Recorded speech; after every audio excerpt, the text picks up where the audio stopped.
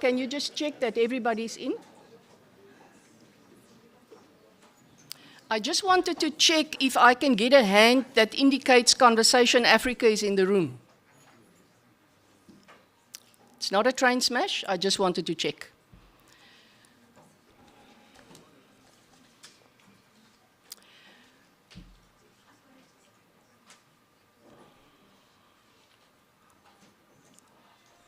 Has everybody gotten a seat? Dr. van Gensen, are you still looking for a seat? You're fine. Colleagues, good afternoon to all of you. It is really so wonderful to see all of you here. Some of you I haven't seen since COVID has started, actually. So it was great to greet you in person. And I trust that you all will have a wonderful, wonderful day that you will spend with us. This is a celebration. It's the culmination of many months of hard work. But it is also the first time, colleagues, that we are having a research festival of this nature at CPUT. If I say of this nature, I really want to say that we have 3 consecutive days of festivities.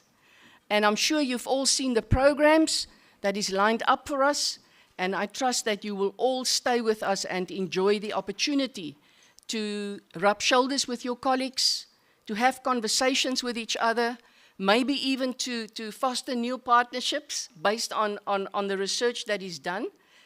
But from my side, I would like to say that we also have some guests here today. And I will welcome our speaker, our invited speaker here a little bit later on, so I'm not going to mention, but he is from Birmingham University. But we also have colleagues that have joined us from Zimbabwe that is here. I've already greeted you and welcome you. So we are very glad that you can actually share in our celebrations today. Colleagues, without further ado, I would like to call Dr. David Pauw, our Deputy Vice Chancellor, Research, Technology, Innovation and Partnerships, to undertake the official opening and welcome. But before he comes, I have given him a heads up already that I'm going to read his bio because I think it is important that we also know very well who our leaders are and the excellent work that they have been doing prior to them joining CPUT and is still doing at CPUT. So Dr. Pauw started his undergraduate studies at UCT. This has led to several qualifications spanning the sciences, innovation management, finance management, and leadership. These include a Doctor of Philosophy degree in chemistry. He obtained in 2000 in the United States as a Fulbright scholar. His doctoral research focused on the industrial production of detergent alcohols from linear alpha olefins, a novel process that is listed by the prestigious Journal of Science as one of the top 10 challenges in all of chemistry. His diverse research interests include industrial chemistry, sustainability, and innovation management, specifically focusing on national and regional systems of innovation. He has published papers, patents, book chapters, industrial propriety, know-how, and position papers, as well as presented outputs at local and international conferences. Before joining CPUT in 2020, Dr. Pauw held several positions at Sasol's Global Research and Development Division.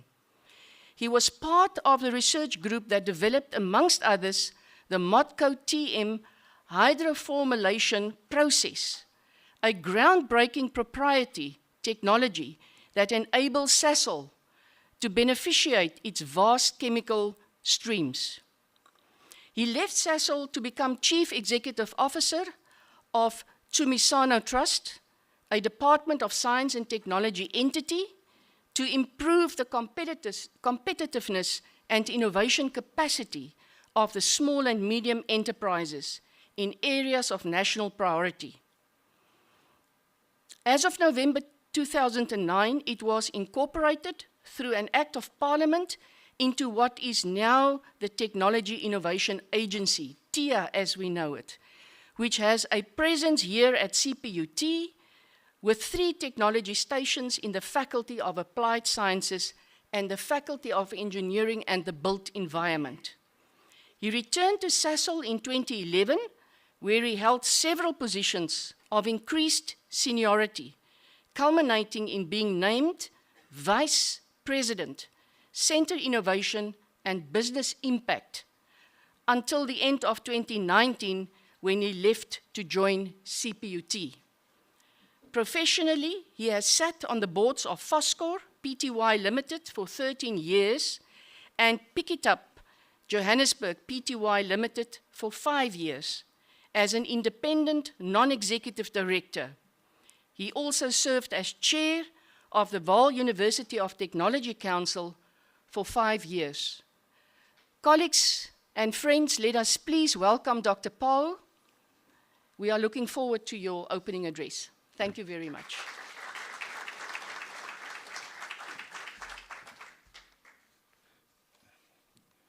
Thank you, Program Director, Prof. Berger, Professor Chris Nhlapo, our Vice Chancellor, Professor Mark Saunders, members of the Executive Management present today, the Deans of Faculties, Senior University Management, distinguished academics, today's honorees, ladies and gentlemen.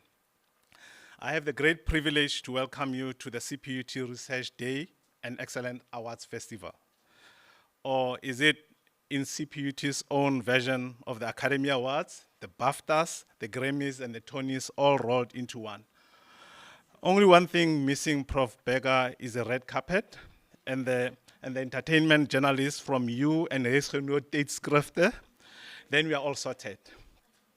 This is a day, one of a planned 3-day of festivities as indicated by Prof. Berger, where we pay homage to colleagues who have gone above and beyond the call of duty for this institution. They not have opted to pursue excellence in all the endeavors in an environment that is not easy, to say the least. Notwithstanding the challenges of inadequate infrastructure and other resources across our sector, a marked decline in funding for teaching, research, and innovation by both government and private sectors, our academic stars are also required not just to be innovative, but to be agile in maneuvering an ever-changing landscape to achieve and exceed their academic goals and aspirations. The advent of COVID-19 in recent years has not helped matters.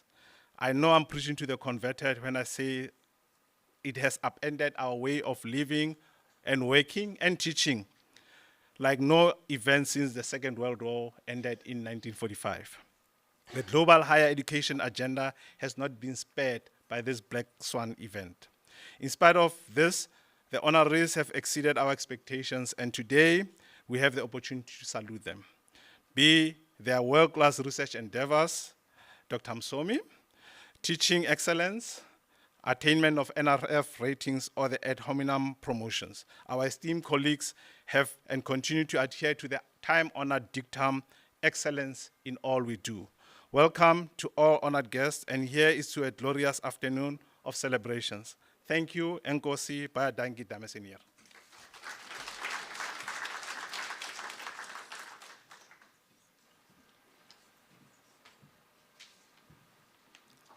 Thank you very much indeed, Dr. Paul and colleagues. Just so that you all know, this event is streamed live at the moment, so it will be available for us to go and look in the future. And then I also would like to just talk about and focus for a second on our theme for this year's Research Festival. And it is very much aligned with our 2030 strategy, colleagues. And that is celebrating and showcasing relevant, responsive, and innovative research. Now, I'm very honored to invite our Vice Chancellor, Professor Chris Nhlapo, to undertake the keynote address for this event for us. But before he comes my way, I would also just like to read his bio. Professor Nhlapo is the Vice-Chancellor and Principal of Cape Peninsula University of Technology, a registered public higher education institution here in Cape Town. I'm sure I'm saying things that you already know. He holds a BAc in Chemistry and Mathematics from the University of Limpopo, a BSc Honours from the University of Limpopo, an MSc in Chemistry from the University of Limpopo, and a PhD in Chemistry from the University of the North. He also holds an H.Ed qualification from the University of Limpopo. He has undertaken numerous postdoctoral training sessions in subject-specific fields, as well as in research management and technology transfer. He has trained, supervised, and lectured across South African higher education institutions, and has occupied a number of senior positions in higher education and science councils. He has presented numerous papers nationally and internationally, and is well known in the international research management field. He is a fellow of the International Union of Pure and Applied Chemistry and worked within Commission 4, where he focused on IUPAC projects. He headed the Department of Chemistry at the University of the Free State before joining the National Research Foundation, as we know it, the NRF. At the NRF, he participated in building research capacity and capability within higher education institutions through the development of national and international strategic partnerships. He led the development of strategic documents and guidelines, strengthening higher education institutions' management and leadership capabilities by establishing research collaboration support and sustaining research collaborations. Some of these documents have become the blueprint standards for research capacity and development at higher education institutions. Professor Nhlapo continues to participate in the international and national discourse with regard to the economic competitiveness of South Africa versus the developmental state, technology transfer and innovation in comparison with the OECD countries. As Deputy Vice-Chancellor, Research, Technology, Innovation and Partnerships at CPUT, Professor Nhlapo initiated the Research, Technology and Innovation portfolio through the development of the RTI blueprint, as we all know, and supporting strategic documents and frameworks, thus setting the groundwork for research at CPUT through a focus on research uptake. He was nominated by the Deputy Vice-Chancellor's Research Forum to serve on the Research and Innovation Strategy Group of the Universities of South Africa Forum.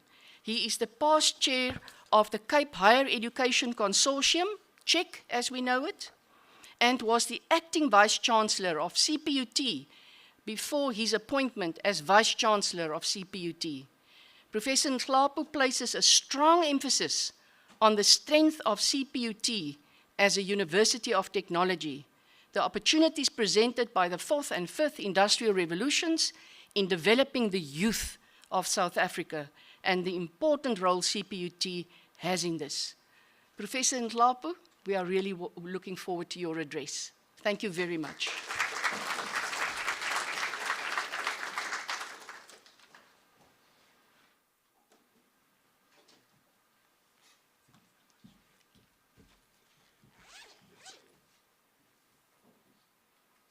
Thank you very much, Professor Bega, for the very kind introduction. I must say that I did not know what was coming. But I must say that there are a couple of corrections there that you'll have to make, but the discussion for another day. I am a graduate from Potchefstroom University. We always talk about PAEF, not Northwest. So Otherwise, I will have to give away my maroon blazer. Ladies and gentlemen, it is a great pleasure to be here. I must say that if it's about celebration, let's celebrate. I think more than ever before, we need to celebrate as an institution. All small achievements that we have made are important that we celebrate them. Ladies and gentlemen, good afternoon. Good afternoon. Molweni. Goeiemiddag. CPUT staff present here, executive management of the Cape Peninsula University of Technology, our postgraduate students, research and innovation awardees, Ms. Natasha Joseph, the commissioning editor, Science and Technology for Conversation Africa, welcome. And our guest speaker, Professor Saunders, Professor of Business Research Methodology, Business Research Methods at Birmingham Business School, as well as Director of Global Engagement at the University of Birmingham. Welcome, Prof. Invited guests, ladies and gentlemen, I'm really moved and I'm touched that I've been asked to give this keynote address. But colleagues, let me also welcome other members of our community. I always say, dames en heren, baie dankie vir die ongelooflike geleentheid om enkele gedagtes met u te wissel. Ons leef in 'n snel veranderende dagende wêreld, waarin verandering die enigste konstante geword het. Die toekoms is nie meer dieselfde. Program Director, it gives me a great pleasure to extend a special word of welcome to all our guests from near and afar. A special word of gratitude to the awardees, whom will be conferring the 2023 Research Awards this afternoon. The purpose of this festival, I'm told, is threefold. One, to acknowledge excellence in research and innovation at CPUT. Two, to accelerate and honor CPUT researchers' contribution in the year past, that is 2022. Three, to acknowledge successful ad hominem promotion candidate. I think this feeds into one smart university strategy. This event is also an expression of the Research, Technology, Innovation and Partnerships, or RTIP's portfolio's aspiration to embed a research and innovation culture at CPUT. My task this afternoon is very easy: to deliver the keynote address at this August festival, aptly themed, celebrating and showcasing relevant, responsive, and innovative research. I ask myself a rhetorical question: why are keynotes different from other speeches? Perhaps, Program Director, there are key moments of an event such as this festival. That is why they are keynotes. Therefore, I feel extremely honored and humbled to deliver the keynote. Most keynotes are motivational speeches, but not all motivational speakers give keynotes. We are 2 years into Vision 2030, which is buttressed by the 3 U's, Ubuntu, Ubunye, Ungafani, in a new uncertain epoch in the history of this country, and indeed CPUT. We are seeing global shift away from universities' research for research's sake, but rather more toward meaningful real-world engagement, buttressed by public accountability and inadvertently recalibration of the social ownership of our universities. Let me take you back to the early years of this institution. Our inaugural research day was in 2009. It was quite emotional and moving, precisely because of one reason. If we look at people who descended to this institution to come and support us. They were coming to support us because we were actually starting a very new portfolio of research that has just been separated from the portfolio of what was called DVC academic at the time. We were crazed by the presence of Mr. Mahlubi Mabizela as our guest speaker, as well as Professor Peter van Breda. Peter van Breda has been in research management for a very long time. Later, we launched what is called WIRA, Women in Research Association, and invited, I recall at the time, Professor Cheryl de la Rey, long before she became the Vice Chancellor of University of Pretoria, as well as Sharon Miller. And I would like to quote Donna Brazil when he say, "It takes but one person, one moment, one conviction to start a ripple of change," close quote. I'm actually quoting this because ever since then, we have seen ripple effect within the system as CPUT research gained momentum. I actually think that this quote merits emphasis. I quote again, "It takes but one person, one moment, one conviction to start a ripple of change," close quote. We were convinced of our prospect of success in research as University of Technology were very new in research. We were convinced of research model or the focus area approach or thematic approach to research. We are very, very much convinced. We believe that CPUT can attain its vision through focus area approach, because we believe that those are the foundations of our strategy. And we also believe that the focus areas are dynamic, because focus area matured with time. That's why we dedicated individuals to look after the focus areas, because normally a focus area can be a developing or a developed focus area. When a developing niche area grows and matures, it becomes a developed niche area, focus area. And then from there, they can actually grow and become institutes. And as an institution, we wanted to tackle our research through that focus area approach. We are convinced that the RTI blueprint was the right vehicle to take us towards 2020. We were also convinced that the CPUT Declaration on Research and Innovation, or what we call R&I, enjoyed the support of senior management.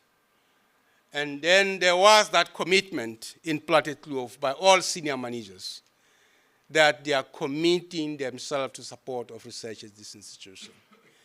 That's basically what we call the Platetkloof Declaration. It was made by all the deans, and they signed this declaration to say they are going to make sure that even in their budget, they are going to ensure that they support research.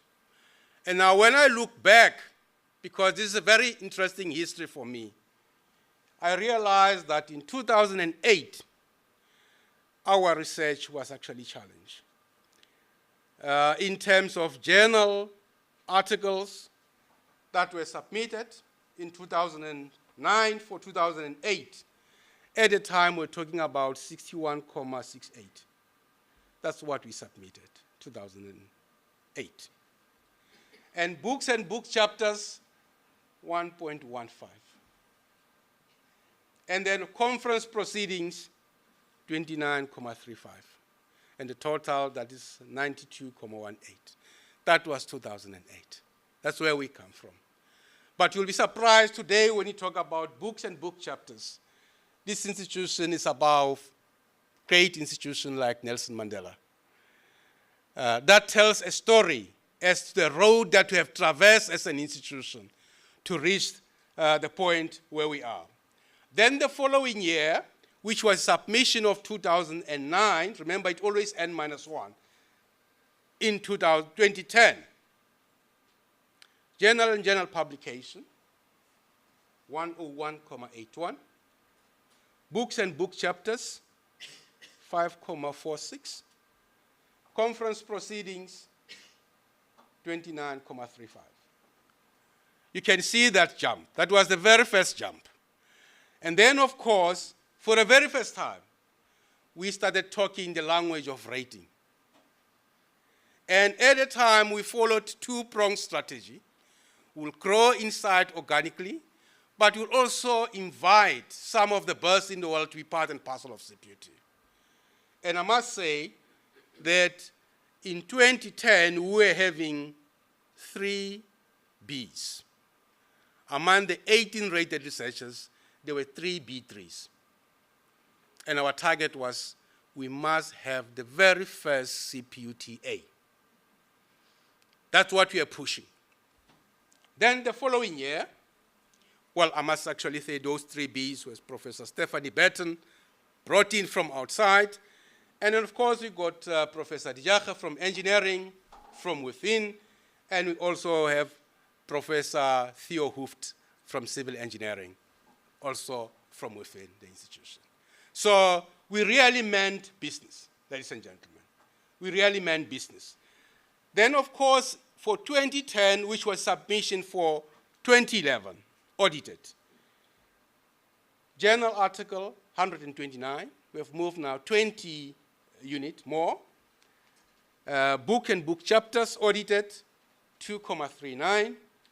Conference proceeding, 56,26. And of course, we also have about 19 ratings with 1 B3s. There we're starting to see that there was a lot of poaching that was happening now. People were starting to realize that this institution means business. And those Bs were taken by institutions that I will not name. And in 2009, nationally in 2008, we were busy with the rollout of the technology transfer offices, or TTOs. And CPU TTO was up and running in 2009. I must say that we have been blessed because you got, since its inception, 3 wonderful directors. And now, I recall there were a number of institutions that were asking, why can't we have just a single office? But that's a discussion for another day. And the goal of the Technology Transfer Office, as the name say, is the transfer of product and process knowledge between the development and manufacturing, and within and between manufacturing side. That's what the technology transfer team is all about.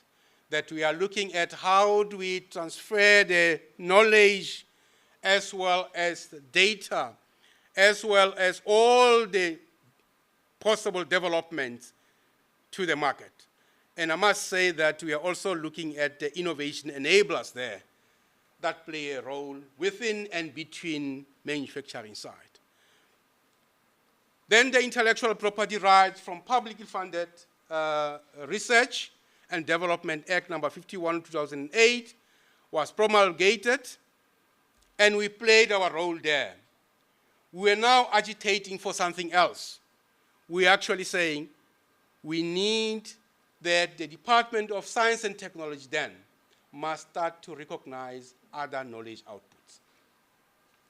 Hence, we're happy with the policy shift in 2015, which of course was enacted in 2016, that we moved from the 2003 Research Output Evaluation Framework to a brand new framework in 2015. Program Director, data-led decision-making comes a long way at this institution. We were, among the others, the first institution to analyze demographic trends in publications output. We ascertained several related to ascertained several analyses related to demographic shift in the publications output of other universities as well as our own, including collaborations as to where our footprints are in the globe. We are moving for professionalization of research management. I was part and parcel of that movement to say research management is something that must be professionalized in the country. And hence we had the birth of what you call SARIMA and of course WARIMA, which was actually covering the West, that's Nigeria, Ghana, and the other areas. I'm not sure how far is that particular movement now, but I know SARIMA is alive and well. And we also, as DVC, started something else. We started what is today called the DVC Forum, the DVC Research Forum. That we started at Nelson Mandela University in 2009. And there, I remember in the room, Professor Mohamed Jinnah was actually our host.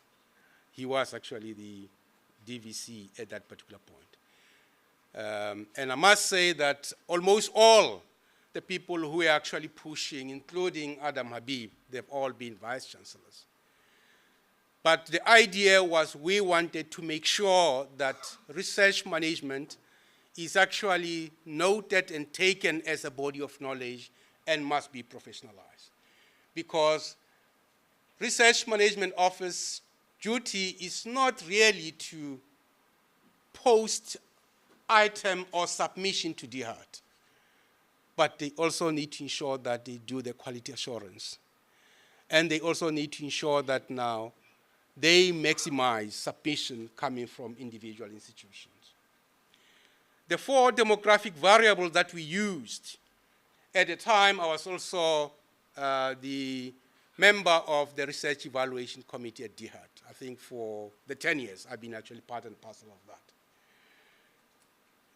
The 4 demographic variables that we used to use were the gender of the author, the country of birth of the author, the race of the author, as well as the age of the author. That used to afford us an opportunity to analyze our system, whether our system is sustainable. And at this institution, I must say, our analysis at the time indicated that we are healthy, because the majority of people who were shouldering our research system were people around 40 years. And I'm actually moved when I look around here among the postgraduate students, and among lecturers as well, that that is still the case. That people who are anchoring our research systems are people around 40 and 50 years of age. That means that now in terms of long-term planning, we got it right.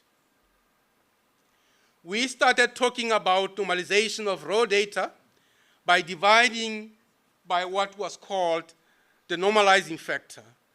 And we work hand in hand with Professor Johan Moton before he started this Center of Excellence at CREST to build capacity and what is called research uptake. And we started talking about per capita research publication outputs, where the total number of publications by a university is divided by the head count of the permanent employed instructional and research staff in a year. That gives you the individual contribution of each researcher, the research output per capita. And then, of course, we at the time also talk about another parameter, the weighted output per capita. That also includes how many people that you are actually promoting as a supervisor. That will give you a weighted output per capita. And as an institution, we were at the time at 0.31 research output per capita. These are fractions. You can actually write them down. You can see that we, in terms of individual academics, we're not doing quite well, because this was below the sector average of 1.06 even in 2019. But I'm happy to say that I've seen a great shift to about 0.5 of research output per capita. And that is actually a standard for University of Technology, a standard for traditional universities is 1.5. And the standard for comprehensive universities is 1. So that means that now we are exactly on the mark as a university. And our weighted output per capita is 0.68 as of 2019, but we are still below the sector average of 2.01. The other aspect that we also look at, we are talking about close to 800 academic staff. And when we look at the statutes at the time, we said, when we revised the 2010 statutes, they were saying an academic employee at CPUT is a person who is involved in research or teaching. We said, let's change that O into N, into the new statutes. The 2022 statutes, if you look at that, when they define an academic employee, they're talking about an N and not an O. Because whether you like it, if you are saying O, it doesn't matter.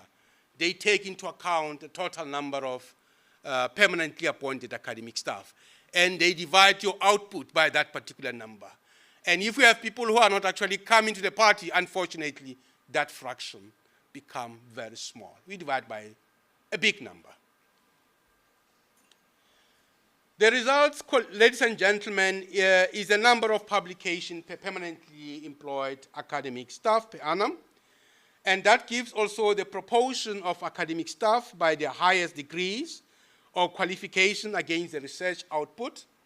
And we also look at the proportion of doctoral graduates per doctorate academic staff.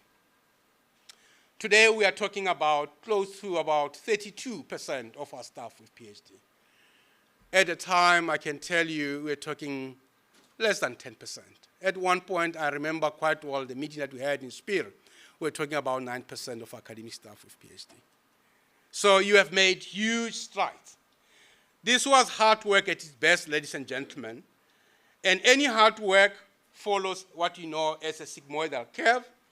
We all know that an S-curve is actually giving you a different picture, that a phenomenon is actually hard at the beginning, messy in the middle, and gorgeous at the end.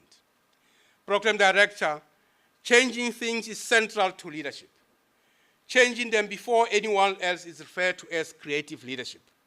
Lastly, we're also part of what is called DRASA, or the Development of Research Uptake in Sub-Saharan Africa. This program was actually funded by ACU, CREST, and DFID in the UK. And the idea here was that this new initiative was actually aimed at assisting university in getting research into use. It was an initiative meant to ensure that the research results are utilized. The program focused on strengthening research output, as well as research uptake management, as well as participation in international development by a number of universities, a total of 24 in Africa. There were institutions in Nigeria, there were institutions in Ghana, there were institutions in Cameroon, Ethiopia, Kenya, Tanzania, Uganda, Rwanda, Malawi, Zimbabwe, Zambia, Botswana, and South Africa. In South Africa, we are about 3.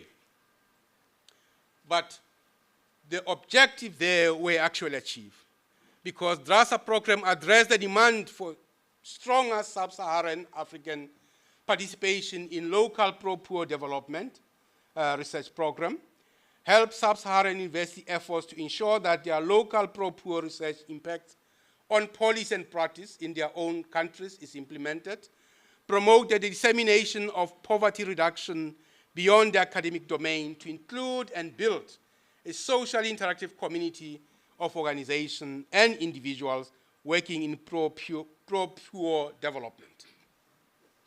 Program director, as Plato said, not the cry, but the flight of the wild duck leads the flock to fly and to follow, close quote. It was Amara Dulce. It was amor et mele et felle es fecundissimus. It was actually a challenge. But today, I think there are good reasons why we should celebrate as an institution. In conclusion, to all our researchers at CPUT, we sincerely appreciate the exemplary role you played among your peers and students in the institution in 2022. We wish that you will keep up the excellent work. My executive team and I remain committed to supporting you in all ways humanly possible. To the awardees this afternoon, as we honor your research excellence and accomplishments, we understand that such success comes with a lot of hard work. And as they say from evolutionary science, ex nihilo nihil fit. Nothing comes out of nothing. Out of nothing, nothing comes. So we acknowledge the sweat. Going forward, Program Director, in my concluding remarks, I wanted to urge you that you have to go back to the future and ensure that you consolidate the following: the A, B, C, Y, P of the NRF rating. We don't have an L rating anymore. In the past, we used to have two. Those years around 2008-9, we used to call people late entrant. Those were people who started late. They were actually having that title of having an L. But please ensure that you keep the ABC, YP of the NRF rating, and ensure that you have more Ps, because you need more young people in research. And predatory publishing, number 2, develop a spotter guide for predative publishing so that our students can also benefit from that. And capitalize on the creative output. This framework was approved and implemented in 2019. And I still believe that even though we don't have fine and visual arts, music, theater, performance, and dance, but we are very strong when it comes to design. We are not strong when it comes to film and television, as well as literary arts. But I believe that we can actually ensure that we exploit our design and ensure that now we improve our research units. The second aspect is that as a tip, book units, conference proceeding units, and journal units, we are still far less than the share of the total sector units. Very, very far. We are less than 2%. All the institutions that are performing in terms of the total share, they are at around 10%. Ours is between 1 and 2. And I'm saying your first priority, let it be 2% of the total share. And of course, you'll have actually made a mark. And the second aspect, book and book chapters output by the university. As I've indicated earlier on, you are already higher than a large number of universities. You are actually number 10. And I'm saying books and book chapters, they carry more. I'm talking about scholarly books here. I'm not talking about textbooks, scholarly books. Ensure that you consolidate on that particular aspect. And then, of course, you'll easily move from number 10 within the system. If you are number 10 within 26 institutions, which is actually where we are hovering, if you consolidate that position, we'll have done something as an institution. Program Director, the policy on the evaluation of creative outputs and innovation produced by the South African Public Higher Education Institution in 2017 is a policy that I would like you to explore thoroughly, because the purpose of this policy is to recognize and subsidize quality creative outputs. And FID, you have a lot to offer in this particular space. That's why sometimes when you're talking about the School of Design, we're actually saying we anchored World Design Capital in 2014. It was CPUT. That School of Design, I know is somewhere, it's at one of the universities, but that School of Design should have been here. Because I know we went to Germany to talk to Hasso Plattner to ensure that we have it here, but we don't have it here. But the fact of the matter is, people who are teaching there at that design school, they are ex-CPUT employees. And I'm saying we can do much better. And let's also ensure that now we have the right understanding of the research output and research, also research uptake and research uptake management. And ensure that the language that is used is consistent. I wish you all the best, and I can assure you that we will always support you as the entire executive management to attain your lofty goals. We wish you all the best for your future, and know that research is a potent form of learning by doing, and that is in our DNA. We combined the hand and the mind, mens et manus. So keep on creating futures. Congratulations. Thank you. Enkosi mawethu. Baie dankie dames en here. Geniet die dag verder. Thank you very much.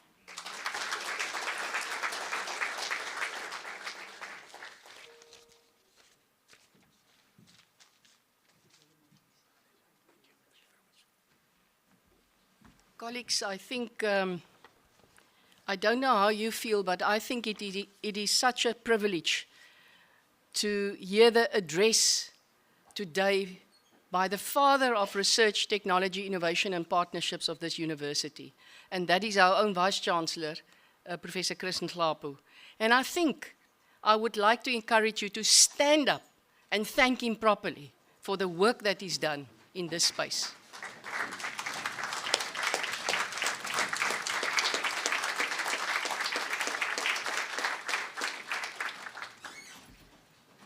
Thank you very much, colleagues.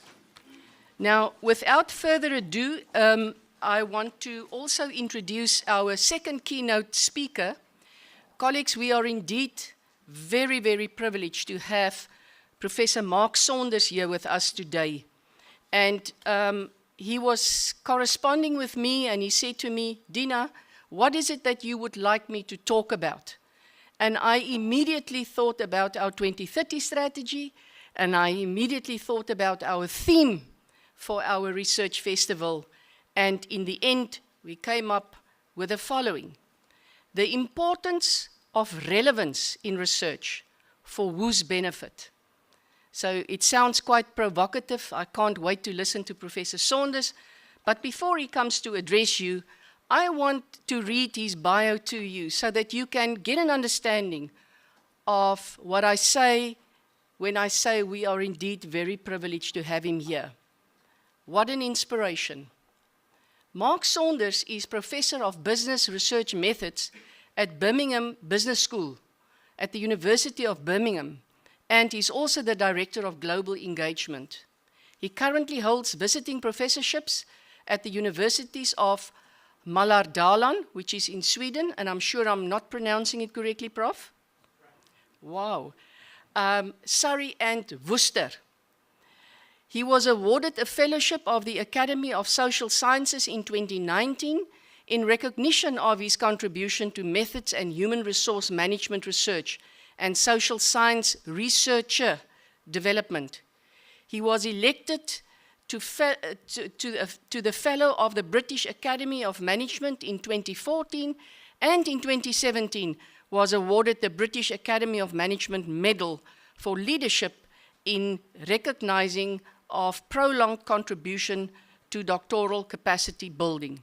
In 2021, his textbook, Research Methods for Business Students, was ranked the most influential business and economics textbook in the world by the Financial Times Teaching Power League table. His research interests include research methods, in particular participant selection of methods for understanding organizational relationships, human resource aspects of the management of change, in particular trust within and between organizations and organizational learning, and small and medium-sized enterprise success. Throughout his academic career, he has tried to ensure synergies between his research, teaching, and consultancy work wherever possible. This is also reflected in his publications, His work having been cited in excess of, I think I've heard the latest figure, more than 80,000 times. Am I right, Professor Nhlapo? According to Google Scholar, he has published over 100 research articles and book chapters, including papers in journals such as British Journal of Management, Field Methods, Human Performance, Human Relations, Human Resource Management Journal, International Small Business Journal, Journal of Small Business Management, Management Learning, R&D Management, Social Science and Medicine, and Annals of Tourism Research. He is a consulting editor for the International Journal of Management Reviews, associate editor for methodology for Human Resource Management Journal, and the European editor for the Service Industry Journal.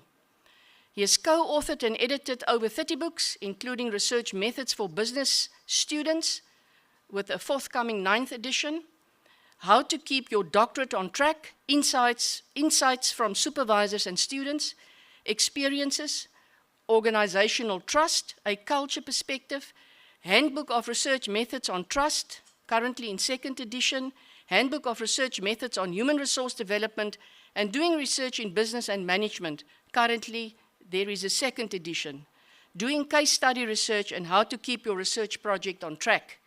He is joint editor for Bill Lee and Vadeik Narayanan of Edward Elgar's Dissertation Companions book series and editor for Edward Elgar's Handbooks of Research Methods series. He began his career in academia after a variety of research posts in the UK local government. He worked at the Gloucester Business School, University of Gloucestershire, between 1919 and 2001. During this period, he was head of the Human Resources Management Research Centre, and between 2001 and 2009, he worked at Oxford Brookes University Business School, where he was Assistant Dean, Director of Research and Doctoral Programs, and Professor of Business Research Methods. Between 2009 and 2015, he was Professor in Business Research Methods at the Surrey Business School, University of Surrey, and was Faculty Director of Postgraduate Research Programs as well. Since 2015, he has worked at the Birmingham Business School, where he was Director of PhD programs. He continues to supervise doctoral students and teach research methods and methodology to master's and doctoral students. Mark has a long-term interest in facilitating research capacity building and doctoral training and supervision. He has organized numerous doctoral summer schools, symposia, and colloquia, including the British Academy of Management, the University Forum for Human Resource Development, and the first international network on trust. He has supervised 24 doctorates to successful completion and examined over 30 doctorates. And I'm sure my figures are already out as I speak. Colleagues, let us welcome Professor Saunders.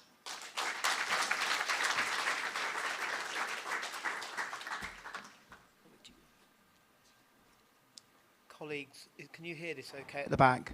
Is it working? Can somebody give me a wave? Thank you. I really apologise for having to speak like this.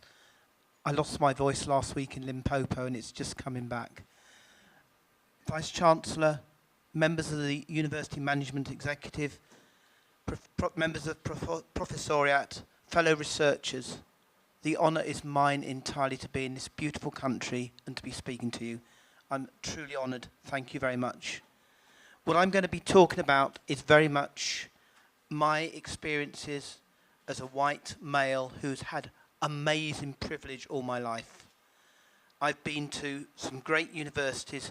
I've been paid my entire life to do research. Could you ask for a greater privilege than that? I'm hoping that what I'm going to say is of relevance, but also that there'll be things which will perhaps cause you to think differently. I was over the moon, though, when your Vice-Chancellor used the analogy of making ripples. Look at my opening slide. Vice-Chancellor, I'm indebted to you greatly. I see what we do and how our relevance comes through as our work having ripples, like when you skip a stone and it bounces. And as it does, The more bounces, the more ripples we can create. So what we're trying to do is to create relevance, and we don't know often where those ripples are going to go. We don't know whether they're going to coalesce with others, but hopefully they're not just going to sink and we'll never see them again. We need our work to be relevant. We need our work to enable us to create change. What I'm going to do this lunchtime is to talk about relevance. And this cable car summarizes what relevance is to me. In our work, relevance is priceless. It is crucial to what we do, whatever area or discipline we're in. I'm in a business school and people tell me you should be relevant. I think all our work can have relevance, and I'm going to try and challenge you to think that way, whatever you're doing. But I'm going to start off by saying relevance is not that simple. I'm then going to challenge you to think very broadly in terms of relevance for whom. I'm going to say we can be relevant, but as researchers, our relevance is meaningless if we don't have rigor in how we do our research. And then I'm going to give a vision of relevance from management researchers, and it's from the responsible research in business and management, because I think it is relevant and useful to all of us to consider their ideas. I'm going to step back there and say how universities measure relevance, and your Vice-Chancellor has stolen a lot of my thunder here, but hopefully I'm going to add some extra things we can think about. I'm going to move into who do we need to be relevant for and talk about three constituencies, how we need to be orientated, and then talk about possible ways forward. Hopefully about 15 to 20 minutes as well. So let's start off with relevance is not that simple. You know those yellow sticky post-it notes we use? Yeah, everybody's aware of those, you put them in. They're known worldwide. Everybody thinks, wow, what an amazing product. The person who discovered that adhesive discovered it in 1968. It was a guy called Spencer. And he had a glue that didn't work. It had no utility. It had no relevance. And it wasn't until the late 1970s that one of his colleagues was at church. And you know how in church you put a piece of scrap of paper to keep the place in the hymn book? And it always falls out, doesn't it? Just at the wrong moment. Here we had a glue which you could put on little bits of paper and it would stay in the right place in the hymn book. And his colleague was a guy called, I have to write it down, Arthur Fry. And from that recognition that a non-sticky glue could actually make a difference was how post-it notes came about. And we had a product which didn't exist, which had to be replaced, ripped up bits of paper, but it became incredibly relevant. So my first thing to say to you is, we sometimes don't know whether our work we're doing is going to be relevant in the future. And I think we need to think about that. Just keep that thought in mind. We also need to think about who are we doing our research for? And I sat down, I thought, well, who do I do my research for? And I thought, well, I do it for my colleagues and other researchers. The people on that left of that diagram, the people we might call academic peers. But I also do it for my students. I want my students to hear about the work I'm doing. I want it to be relevant to them so that they can learn about what practice is and take those ideas and run with them in ways I've never thought of. And create new knowledge in ways we won't know. So there's relevance for students, there's relevance for academic peers. But I also want my work to be useful in the world. I'm a business scholar. I want it to be useful in the world of business. So I think of industries. I think of organizations, service sector as well. I think of communities. So I go out into groups living in society and work with them to change. I love the way, Vice-Chancellor, you spoke of research and. I'm speaking now of research with rather than research on. So working with communities to make change. In all honesty, I'm also a bit of an old-style academic. I think knowledge is really exciting. I have 2 grown-up children who still make fun of me because I read research papers on the beach on holiday. But knowledge is exciting. We're learning. So I'm doing knowledge for knowledge's sake. I'm also doing because it's who I am. It's my DNA, my personal DNA. And I think we need, as researchers, to think, who are we doing relevant work for? And be wider than just the people who measure us. The people who measure us and the league tables we quite rightly have to work towards are absolutely crucial to our futures. But we can think more broadly, and by thinking more broadly, I would challenge you to think, can we create real, lasting, positive change? So let's move on a little bit. I am very much of the opinion that relevance in research is absolutely pointless if we're doing research which is not rigorous. If we are doing poor research, there is no point in doing it and having it being relevant. It doesn't matter. Bad decisions will be made on it, probably if the research is poor. So I have a very, very strong belief that our research, although it has to be relevant, it must be rigorous. So let me try and explain that a bit more. Sometimes our research, or hopefully not ours, let's be positive, sometimes other people's research. It's a better way of looking at it, isn't it? Sometimes other people's research is what we call populist. It's relevant to practice. You can see it when you go to the airport, can't you? You know when you walk by, there's all those business books, how to change the world in 100 pages. If only it was that simple. And what those are based on, at best, is ill-conceived research studies. They're more likely to be based on somebody saying, yeah, that's what I think it is. And whilst people's lives are really helpful to understand, it's not research, it's stories. This is even worse. This is puerile research. It's no practical knowledge, so it's not relevant, and it has no rigor. We don't want to be there. Okay, I'm not even going to say any more of that. I'll leave you to have fun and think of what examples of that might be. I'll leave you to play on that one. We then move across to the other side. So we've hit our rigor of method. And we see a lot of this happening in universities.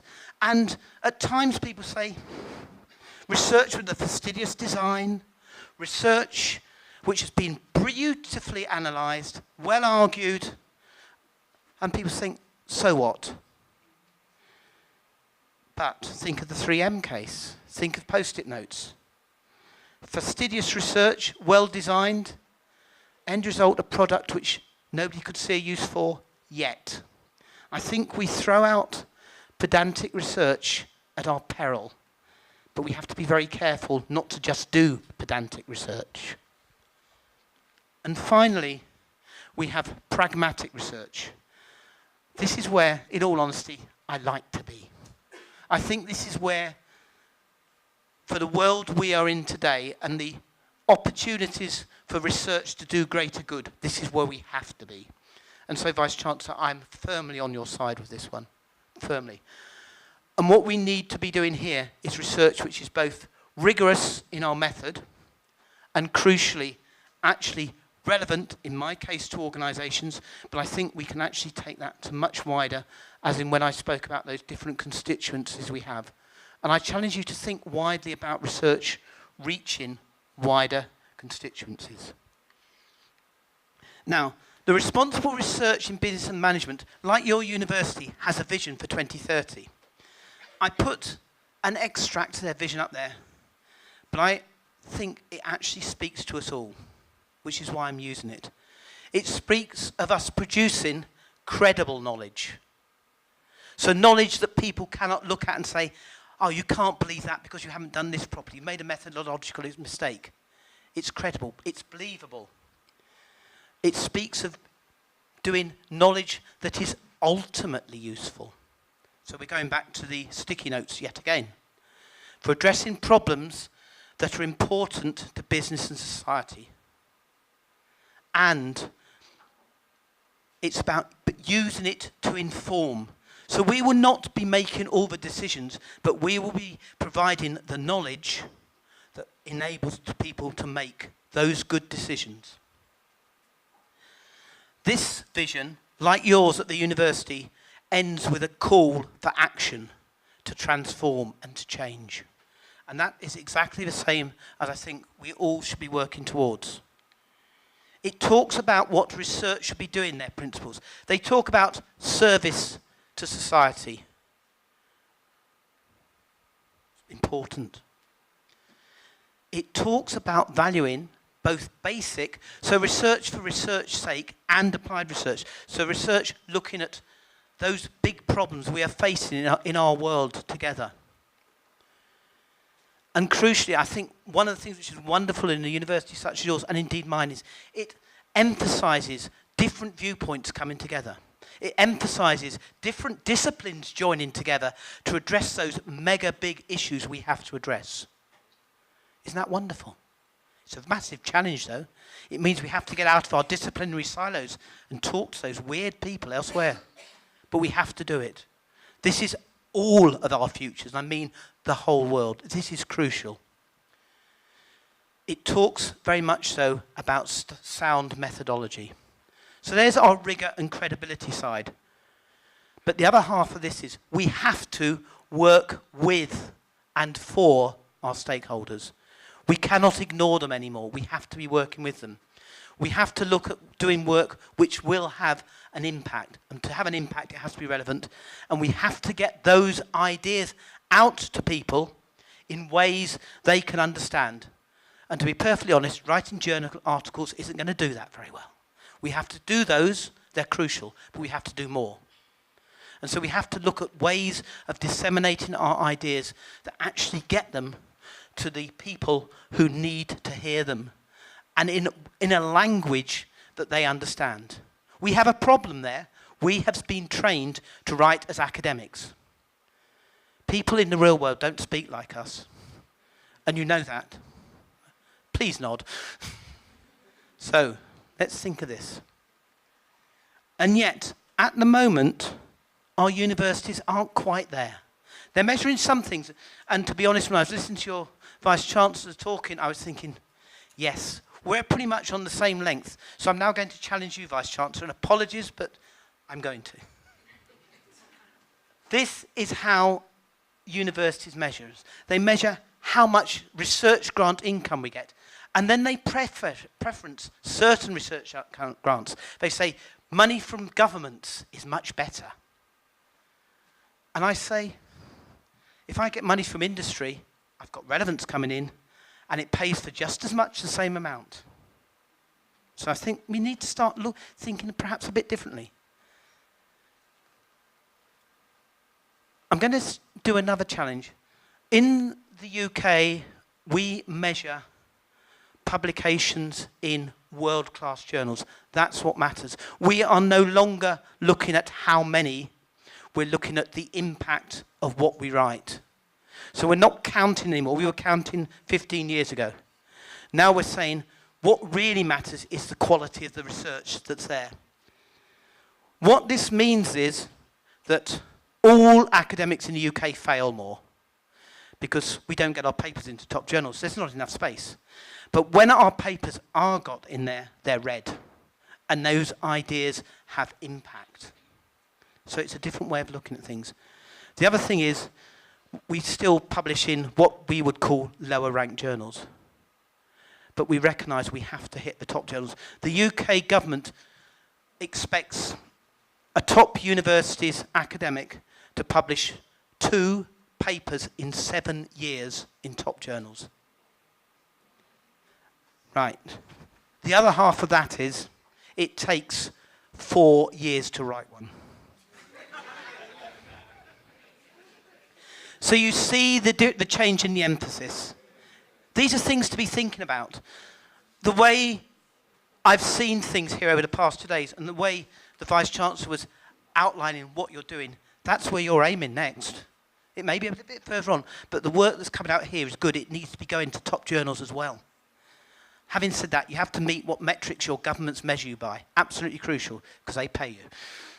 And I think that's important to remain. We also measure people on citations. So, because a citation is an indication of how relevant your work is, because it means people are reading it. But it's really an indication of how relevant your work is to academics and your students. We measure it on downloads of paper. We do downloads because it's easy to measure. Just because somebody downloads something doesn't mean they read it. So we have to be careful. And we measure relevance by awards and recognition. We have 2 at the end, which we're also starting to do, and we need to get better at this. We need to measure, in particular, impact on practice and show how what we're doing is changing practice. So it's not just saying we're having an impact, it's being able to actually show how. These are quite challenging targets, aren't they? At the moment, we have what is called a POP culture, publish or perish.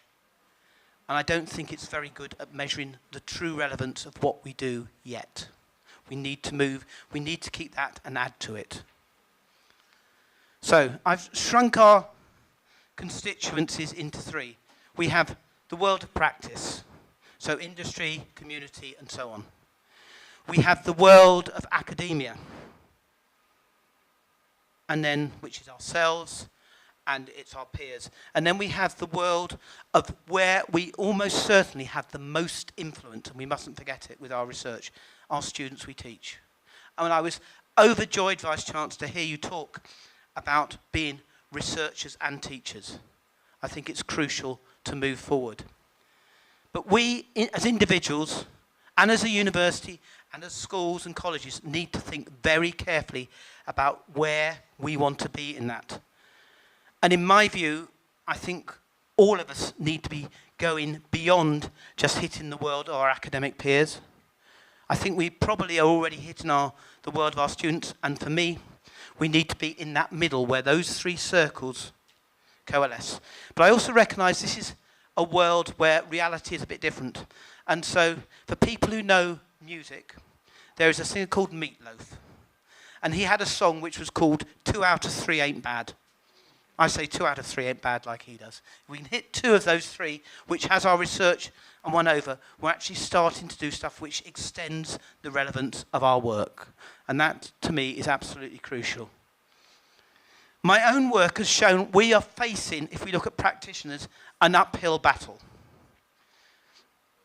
And what my work is showing is that where we are at is, as researchers, a large number of us are still really concerned with looking for basic understandings rather than basic understandings and usable knowledge.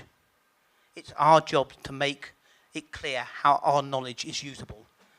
It's not the job of practitioners to say, oh, I can see how I could use that. We have to show them how they can use it.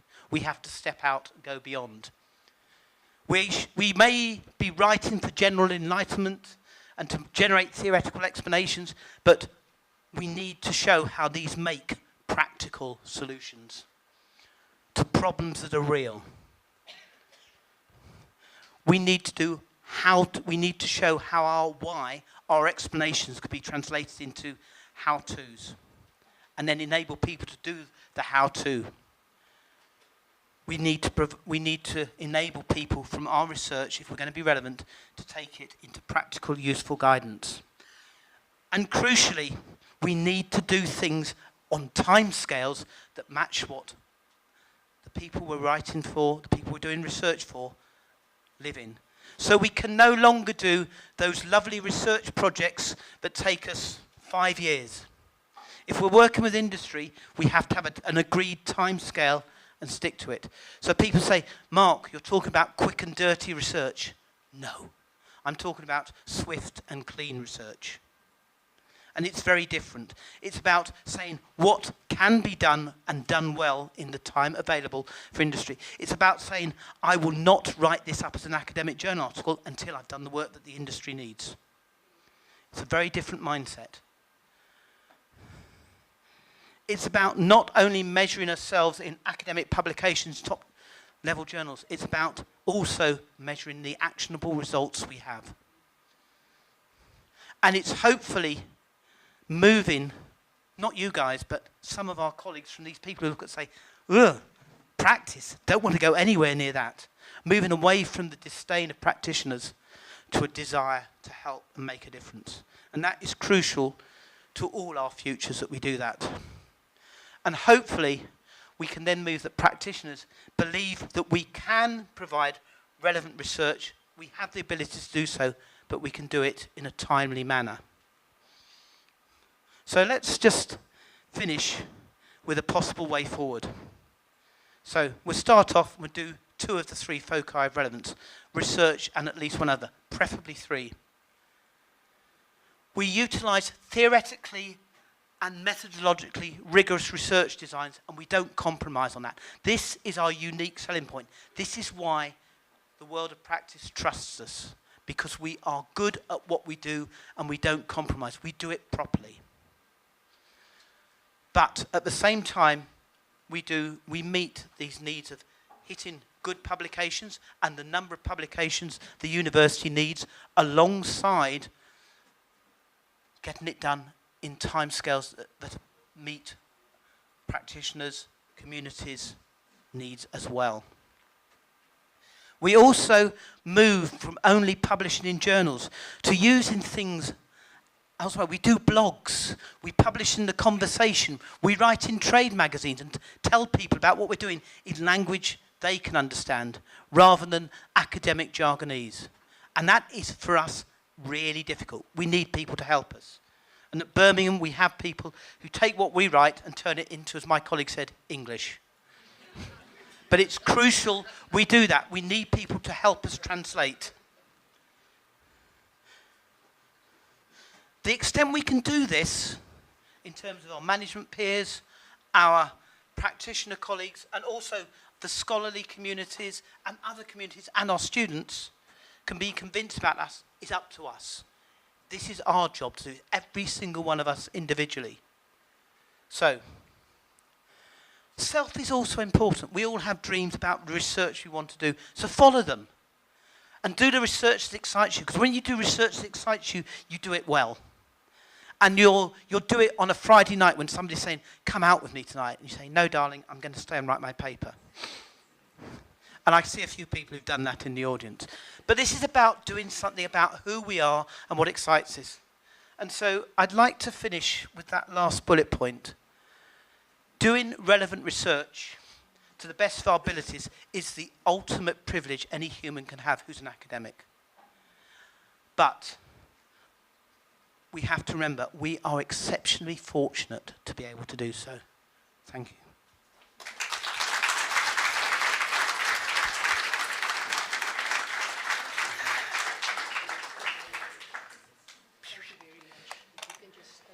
Yeah, sure thing.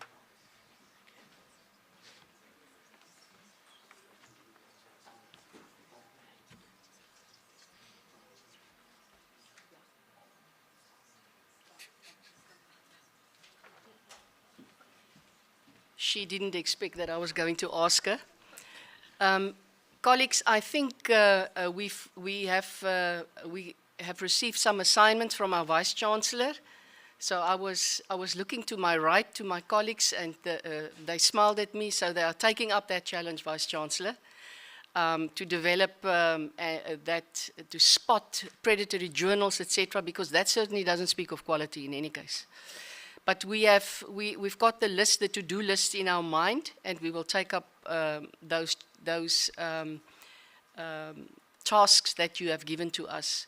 But on the other hand, I just wanted to say, Prof. Saunders, that I think you've also given us a lot to think about. And some of it is very much part of our DNA as a University of Technology. But I want to tell you this, that when I started at CPUT a few years ago, the colleague that is sitting over there, Professor Verushka Fester, I was talking about all these numbers that we have to achieve. She will remember the discussion, and she was the one that came up to me and she said to me, I'm not going to listen to your numbers because I'm here to do quality research. And I will never forget that remark, Prof. Fester. So yes, we really appreciate the way that you've presented the topic to us. And for that, we have a small token of our appreciation that Laura wants to give to you, if you don't mind. And we hope that you're going to enjoy this. Thank you very much. Thank you, Isabel. Pleasure. Enjoy. Thank you all. So, Laura, before you go and sit, colleagues, there's always people that work behind the scenes to make an event like this a success. Now, bear in mind that Laura has never in her career, or life even, arranged an event like this. Never, ever. And she was given the task. And we had our colleagues from MCD that gave her on-the-job training very quickly, and also trained me and the whole team that has worked with us. Munira Ali came up and she said, I'm putting my hand up. From FID, I'm putting my hand up, I'm going to assist Laura. So I just wanted to say, Laura, we really, really appreciate the work that you've done. We've spoken very late on Sunday evening, trying to still put a lot of things together, but we appreciate you and the work that you've done here. Well done, and I think you can possibly think about arranging the next research festival as well. Thank you very much. Colleagues, so it is that time where we are going to be able to stretch our legs and strengthen our inner with some food. So we invite you all for some food. You can just follow the group of people, those of you that are guests, and enjoy some lunch with us. And if we can be back here and settle down in this room about 1:55 so that we can promptly start at 2 o'clock with our award ceremony, that would be great. Enjoy your lunch. The lunch might only be ready from 1:30. Is that so? Yeah. So colleagues, before you move out, Prof. Van Zyl, stop. Before you move out, I think I want to encourage you to please just get to know each other. This is an opportunity to meet our guest speakers, to talk with one another. I was told that our lunch is a bit late. It will be here past. So please just bear with us. That is out of our hands. But please get to know each other. Thank you very much.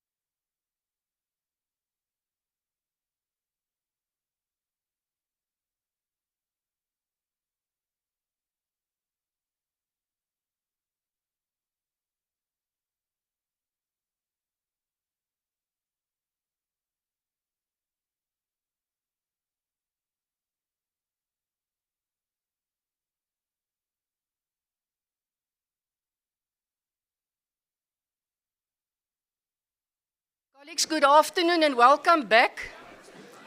Can we please settle down, colleagues?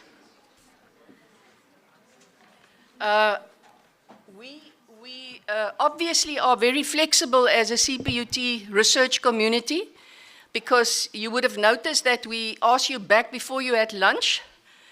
So we do not want to waste time, colleagues. We are all very, very busy. So whilst we're waiting for lunch to eventually arrive, we want to rather get on with the business of the day. This is a very exciting part of today, because this is where we are going to acknowledge the work, the very hard work of our researchers.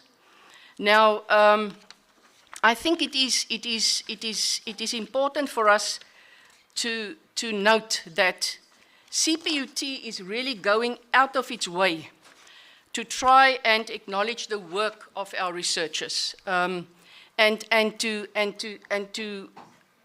really celebrate with you what you have achieved. So we are going straight into that. I'm opening the award ceremony right now, and I trust that you will enjoy this moment with us. There's a lot of interesting acknowledgments that we will be presenting here today. But now I have people that will assist in the certificates that we will be handing over. I've got my whole management team out here from the Directorate Research Development to assist us. We've got Laura and Munira out there to also assist us. And if you can just listen very carefully when you need to come up to assist in all of this. So the first person that I would like to call is Professor Rishido Balkaran. He is our Deputy Vice Chancellor, Teaching and Learning. And he, together with Dr. David Pau, our DVC Research, Technology, Innovation and Partnerships, played a critical role in making, I think, quite a huge success out of our ad hominem promotions this time around. And for that, we asked Professor Balkaran to please come forward and assist us by giving out the certificates of acknowledgement. So what is going to basically happen is that he's going to read the names one by one, and the names are here. Professor Balkaran, here are the names. You're going to read the names. Laura and Munira is going to find the certificate, and they are going she's going to hand that over to Ms. Makahula, Ms. Pumza Makahula. And colleagues, I want you to please congratulate Ms. Makahula. She's our newly appointed Research Grants Manager.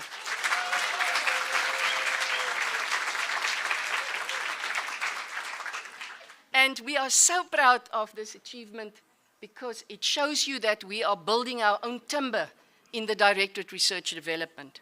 So Munira would hand over to Pumza. Pumza will make sure that she gives this certificate to Dr. Pau, who will give it to the person. So there's a whole list of people that will help us with this. But if Dr. Pau doesn't believe me that he needs to be involved, please believe me, doctor. Bear with me. Because you were instrumental also in making the ad hominems a success, please. Sir. Over to you, Prof. Balkaran. We are happy to listen to you. Thank you. Thank you. Thank you, colleagues. Good afternoon to you. So the ad hominem promotions for 2022, and I'll call the names shortly. This is, of course, from lecturer to senior lecturer, and I'll call those names. The first one is Mr. Michael Achenbach.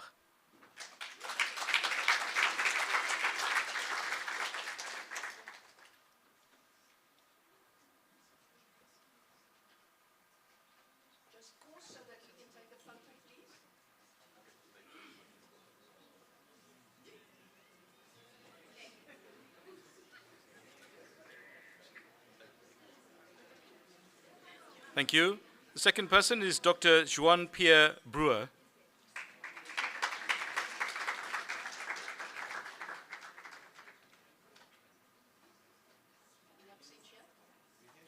In absentia? Who's receiving that? Oh, okay. I'll just call the third person then. Ms. Veldila Daris.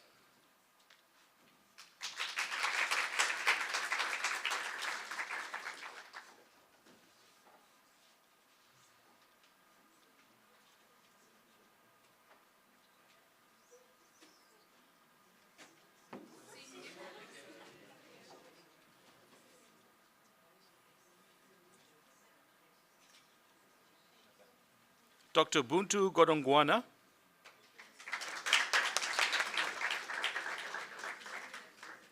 I don't think he's here. So I'll go to the next name, Dr. Lisa Graham.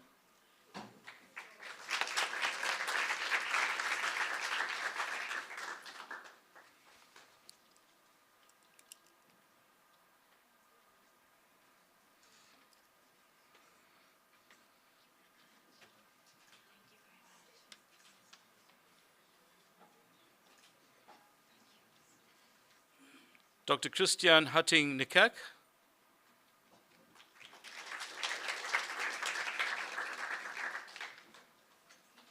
Not here. I'll go to the next name, Ms. Sune Henning.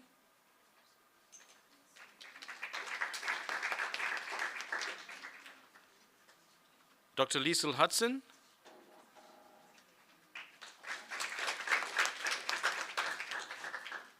Dr. June Jordan.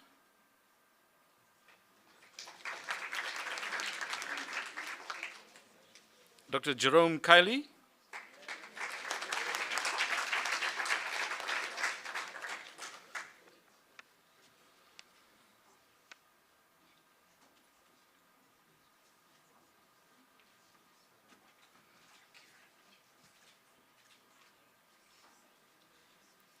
Dr. Rolene Liebenberg.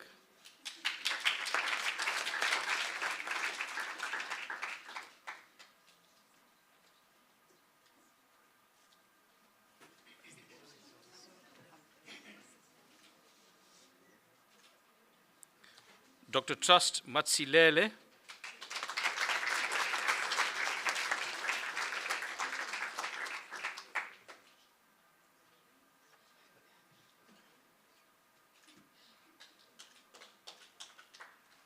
Dr. Joyce Moyo.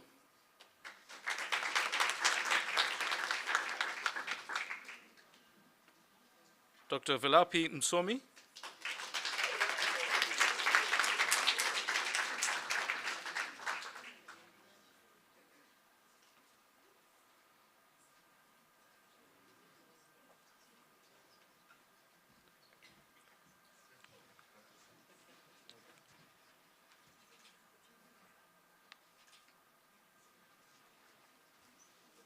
Dr. Ngadiwe Nudube Solekile.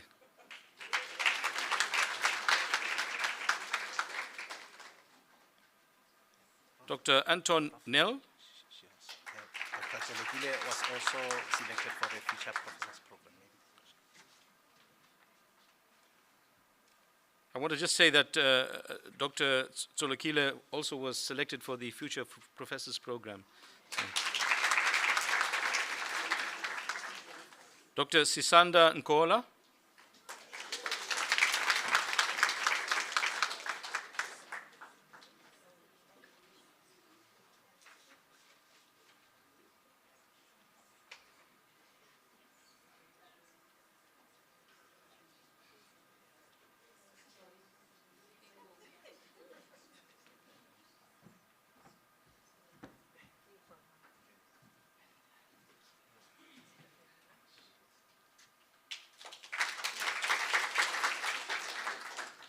Dr. Anthony Obilana.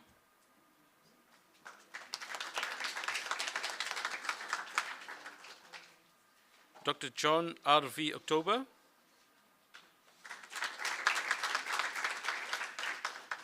Dr. Shweta Patnaik.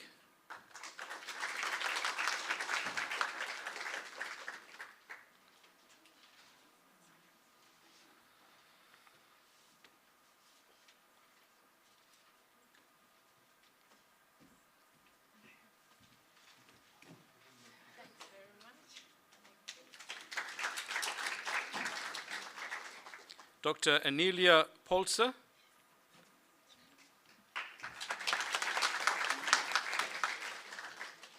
Dr. Yvonne Prince.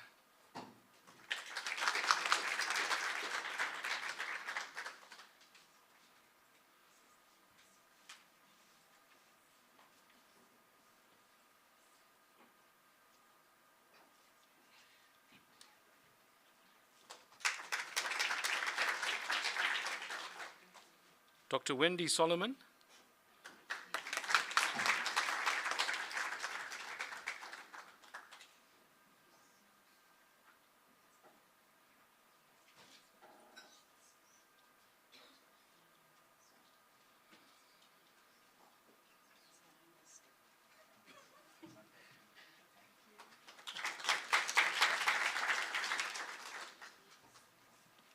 Dr. Bronwyn Schwartz.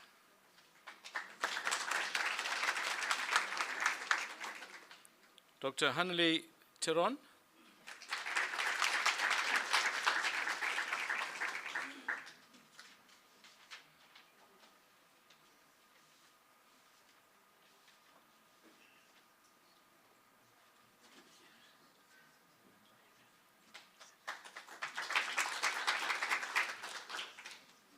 Dr. Faik Wahid.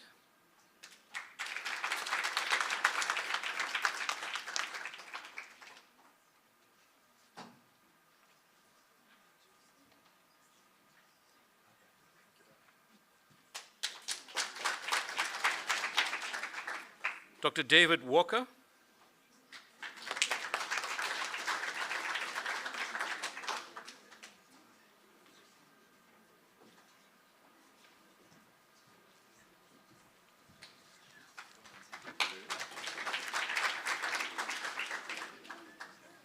Dr. Vincent Nduduzi Zungu.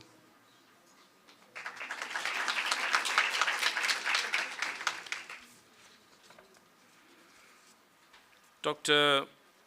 Sanet Cox.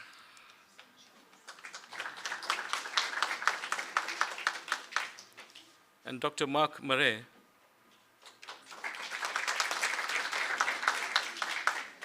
So colleagues, these were, the university kind of really benefited by promoting 30 senior lecturers this year. That's really, really great. And just to say well done to them.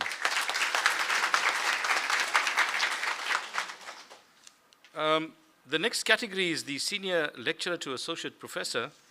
And I'll call the names. Associate Professor Diane Bell.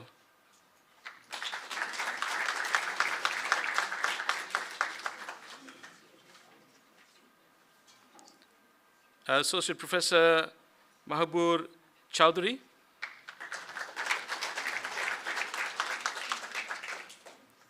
Associate Professor Peter Henk Boer.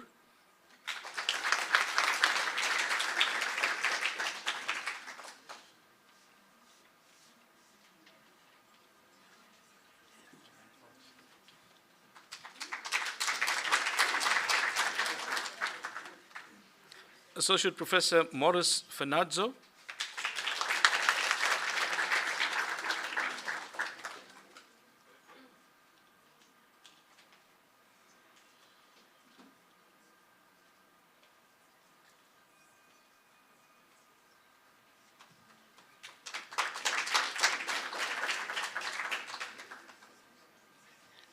Associate Professor Pallav Kumar.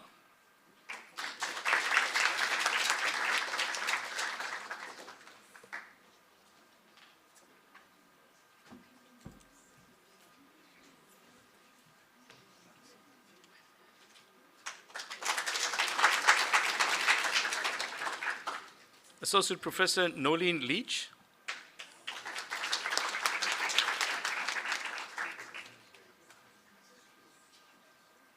Associate Professor Maralise LaRousse Hill.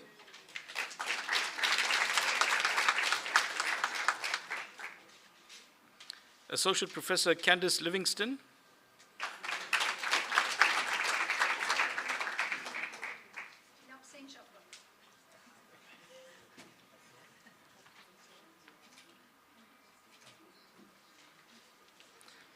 Associate Professor Masilonyane Mokele.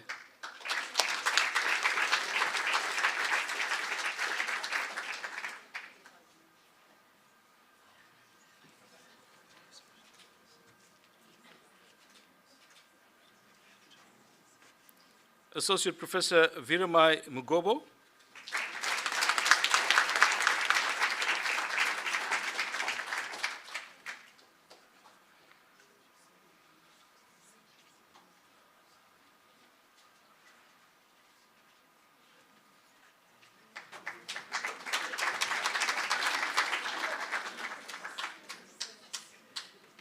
Associate Professor Karima Najjar.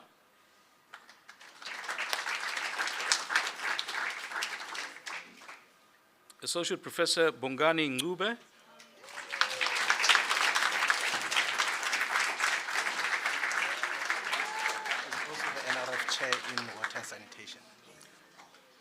who is also the NRF Chair for Water and Sanitation.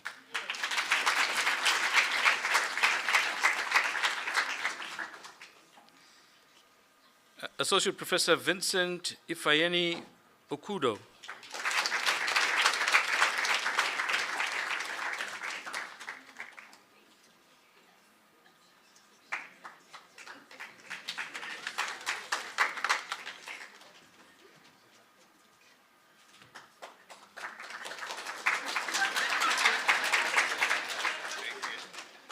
Associate Professor Assis Patnaik.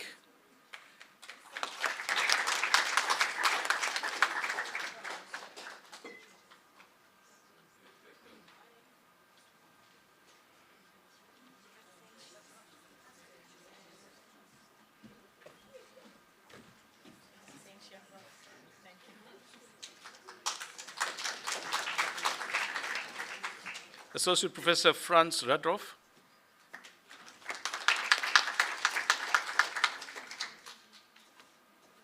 Associate Professor Atanda Raji.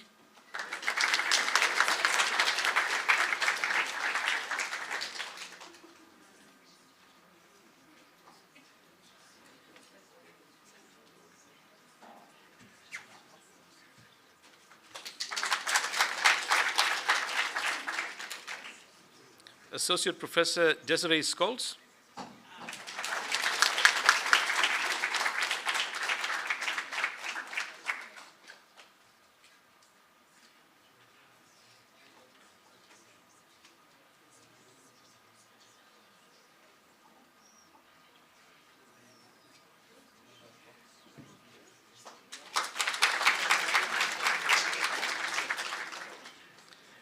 Associate Professor Shahid Talib.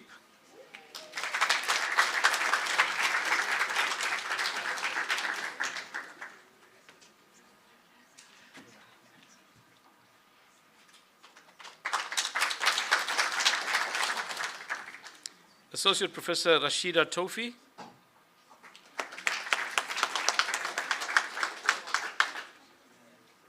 Associate Professor Michael Twim Dako.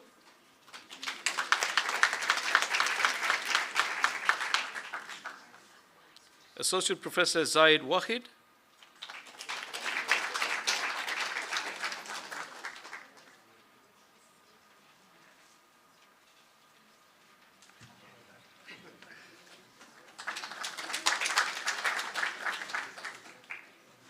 And Associate Professor Francois Wevers.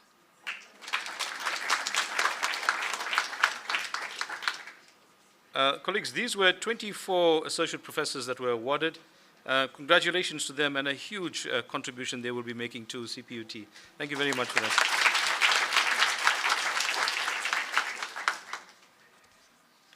Sorry, there are two more on the list. Actually, there are, yes, there are two more on the list, or four more on the list rather. So the other four, Associate Professor Mujahid Aziz.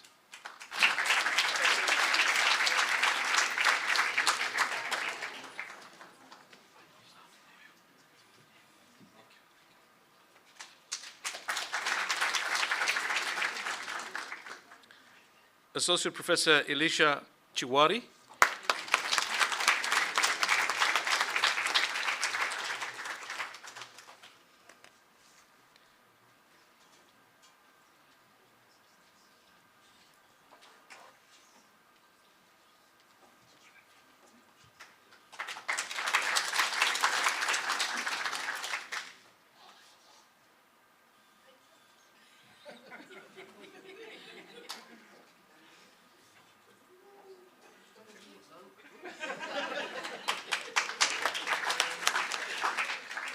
Colleagues, and now the category from associate professor to professor.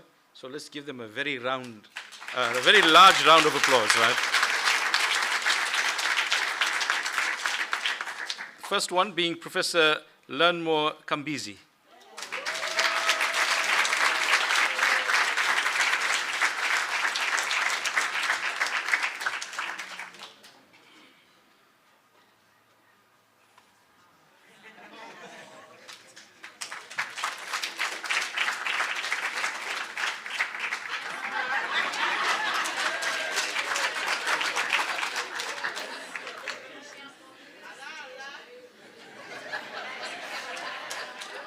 Thank you. And then Professor Vernon Somerset.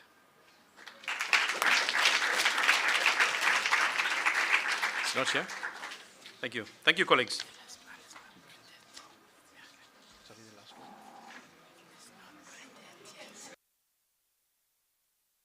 Thank you.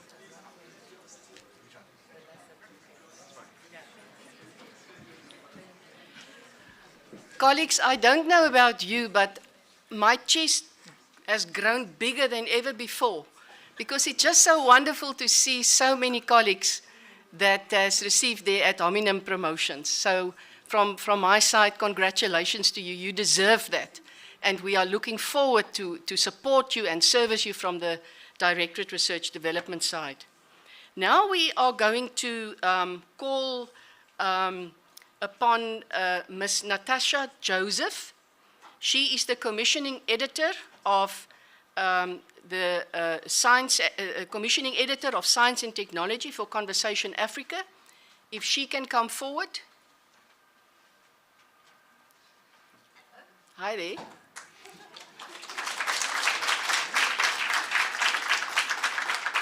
And then I'd like to call Dr. Patricia Smith, who is our manager for research training and development.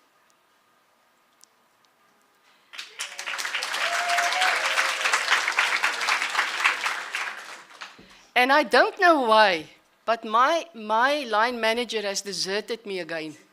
Dr. Pau, it's only 4, but they are very important awards. Thank you. Colleagues, I just wanted to say Laura and myself are sitting here on needles and pins because we want you to remember, here is this ramp here, and there's a ramp there. And every now and again, I see people stumbling into good company. That is the company of Dr. Pau and others here.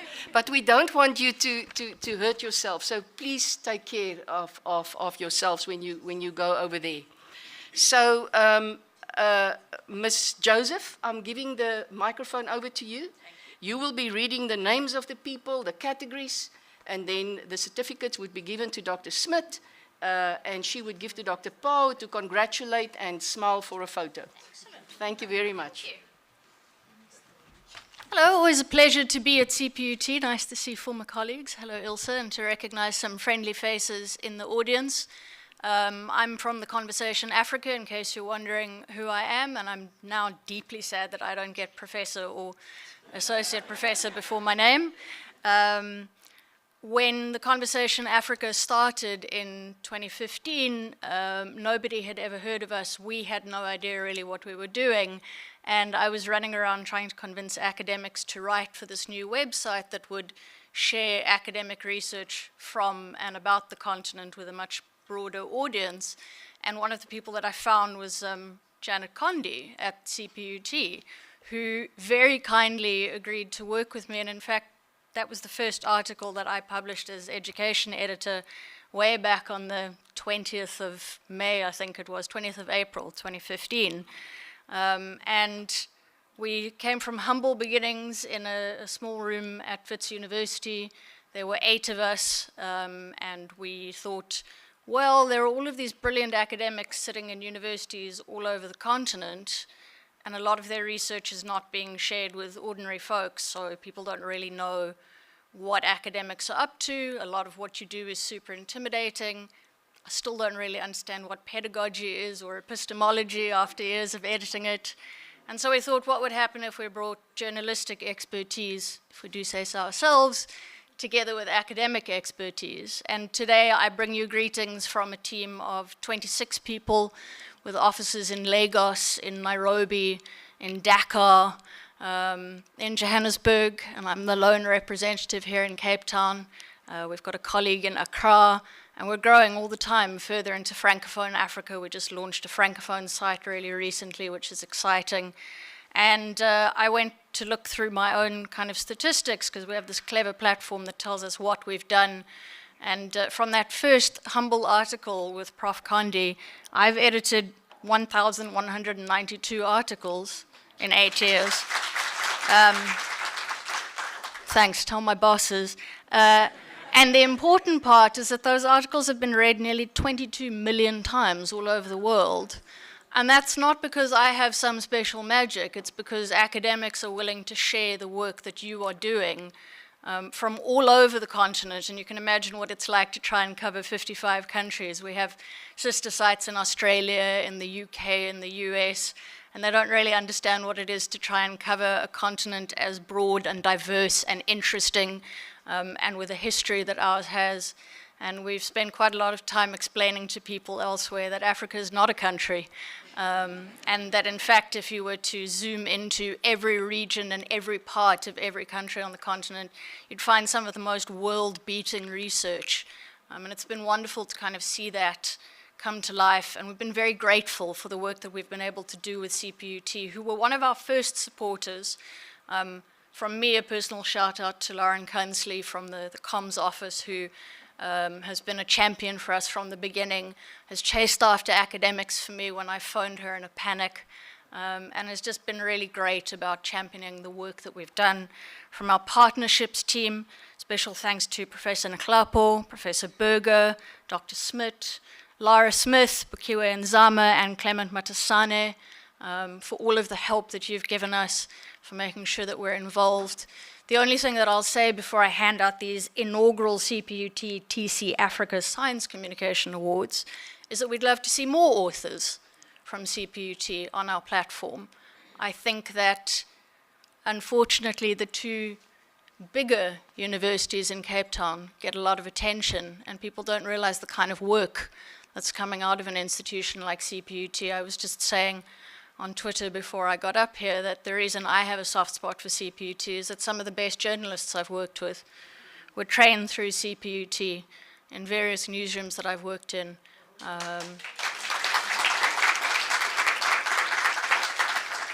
And I always knew where the story was, because whoever was running towards the trouble would be the CPUT graduate. And we would just follow them and get the best quotes. Ilse and I once spent a lovely afternoon hiding behind a wall at UWC during fees protests. Oh, was it here? It all blurs into one when you're having stun grenades thrown at you. But again, there are so many amazing departments, so many amazing academics doing work. I hope that next year when I come and present these awards, there are far more awards to give. Zayed Wahid, if you're here, I know that I still owe you some feedback on your latest article. Sorry. I thought I would mention that. So the awards from our side, the most published articles on the Conversation Africa site between the 1st of January 2022, which feels about 1 million years ago, and the 31st of December 2022, Sisanda Nkola.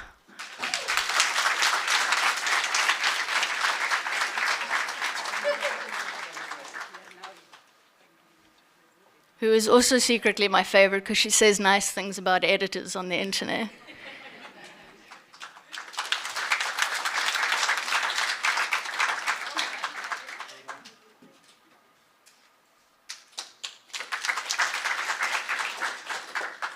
Now, I wish I'd written this bit down for the article that garnered the single most reads between the 1st of January 2022 and the 31st of December 2022. I'm a better editor than I am a thinker, but I will tell you that some of the articles that are on our site, we published an article last week with a couple of academics, and it's been read 60,000 times in 7 days. So if you're looking for a way to really get your work out there and read all over the place, hint, hint, nudge, nudge. So the winner of that award for the article that garnered the single most reads between the 1st of January 2022 and the 31st of December 2022, Dr. Brendan Knott.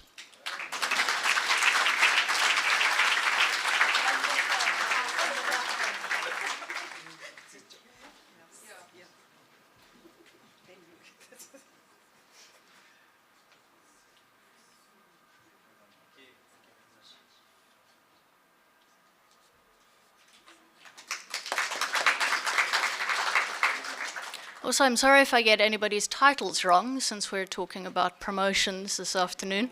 The award for the CPUT article with the single most reads since the inception of the Conversation Africa, 166,000 reads, is Dr. Glenda Davison.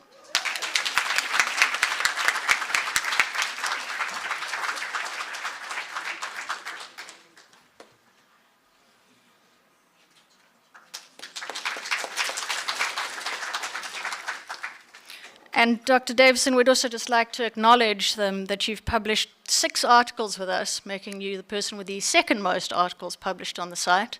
I hope this will foster a healthy competition. I know Susander is racing up behind you, so be careful. But the award for the author with the most articles published on our site since the inception of the Conversation Africa, it's 8 articles, Dr. Clive Cronenberg.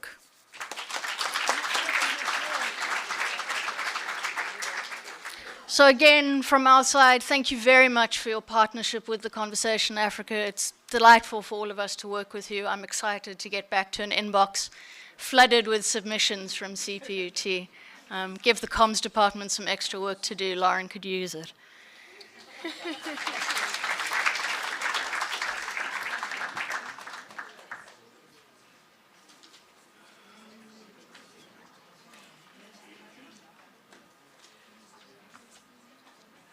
Thank you very much, Ms. Joseph. We really appreciate our association with you. In fact, I recall that this was really, we were really encouraged to have this partnership with you by Prof. Nhlapo, who was then our DVC for RTIP. And he actually said to me, you've got no choice, Dina.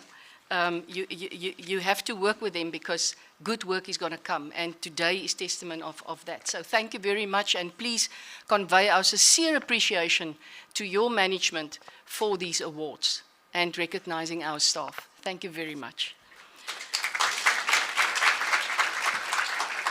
I have never had the opportunity to give our Vice-Chancellor some work, so I'm now getting that opportunity.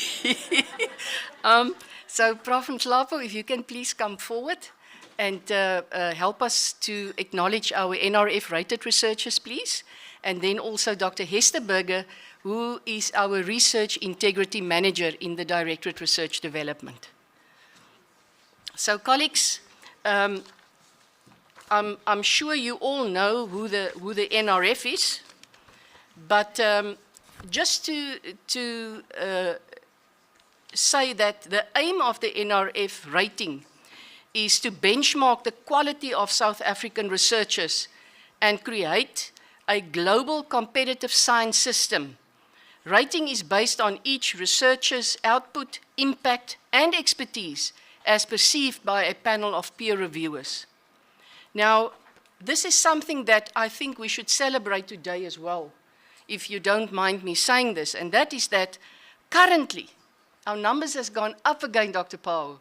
Currently, we have 65 NRF-rated researchers at CPUT.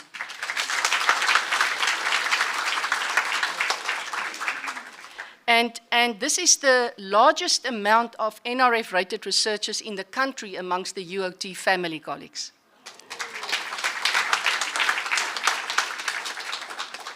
Now, just a little bit of statistics. And that is that I'm not going to talk lies with you or statistics that they call damn lies. I'm just going to give you the statistics as it is. So after 65 rated CPUT researchers, 71% are C-rated researchers, Prof. And they are recognized as established researchers with a sustained research track record of productivity in their relevant fields. Just in a nutshell, if you are a Y-rated researcher, the NRF regards you as a promising young researcher. If you are a P-rated researcher, and remember Prof. Nhlapo said, Dr. Burger, that he wants that, so you've got your job cut out for yourself, and myself as well. These are prestigious awards, colleagues. Then the C-rated category are all established researchers of our institution. And then the B-rated category is internationally acclaimed researchers. And then the A category is leading international researchers. So I'm going to start with the Y category, if I may, Meneera, if you can just work with me on that. And I'm going to call out their names. Those of you that are not here for various good reasons, obviously will still get your certificate, but you would be called in absentia. The first Y2 rated researcher that we want to acknowledge is Dr. Vipin Balayan.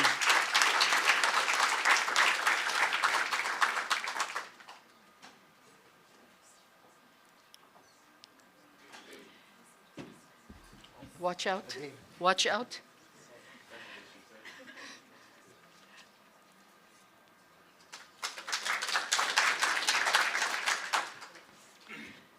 Dr. Pieter Henk Boer.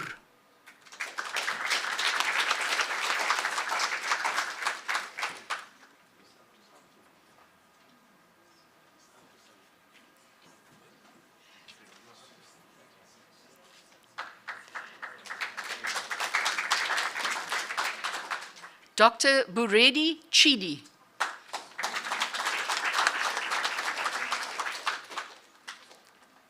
Please don't trip here.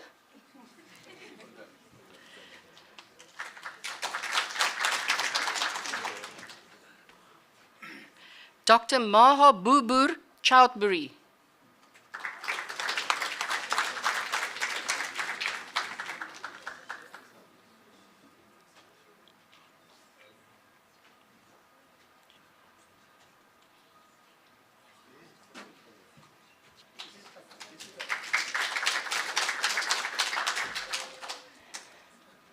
Dr. Muhali Jimo. In absentia, Prof. Brendan Knott.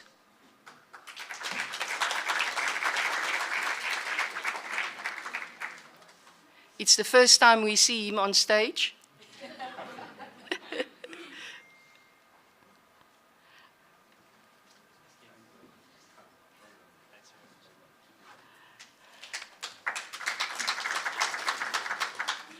Dr. Velapi Msomi.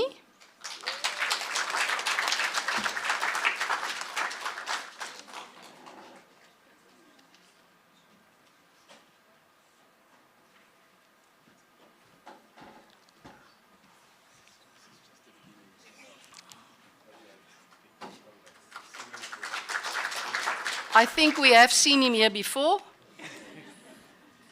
Dr. Tandekele Mtetwa.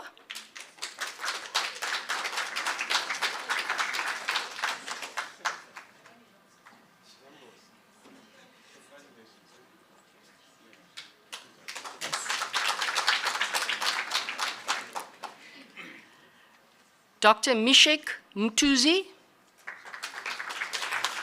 In absentia, Dr. Nediwe Ndube Tsolekile. In absentia, Dr. Faik Wachit.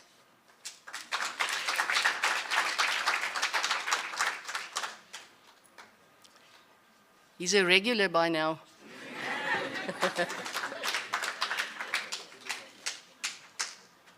And then another certificate on behalf of Prof. Zaid Wachit. It runs in the family. That concludes our Y2 rated researchers, colleagues. We have one Y1 rated researcher, Professor Shirk Geerts.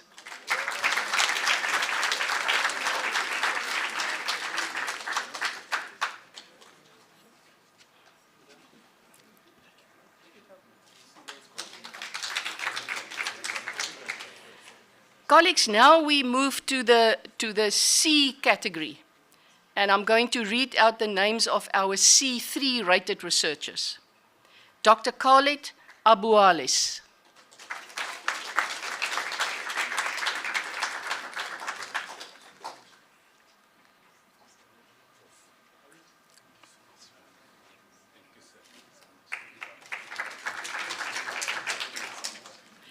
Professor Peter Clark Farr, in absentia. Professor Justin Daramola.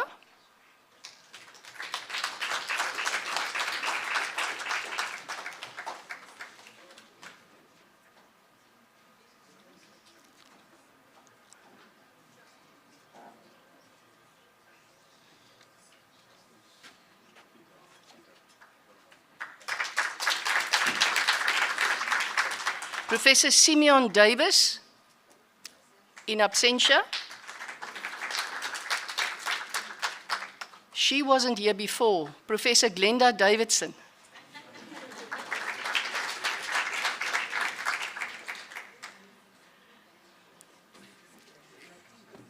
Oh, sorry.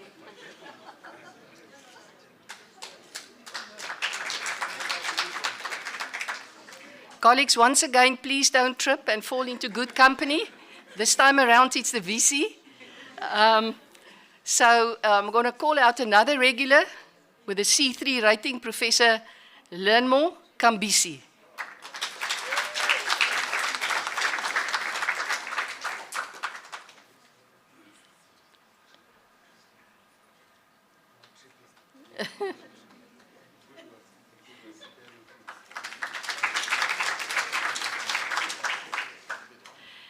Professor Francis Lewu, in absentia. Professor Viswanathan Naika.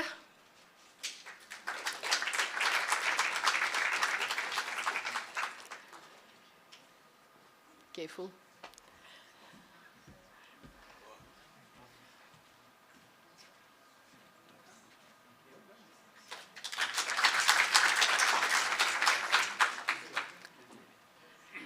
Another regular, Professor Bongani Ngube.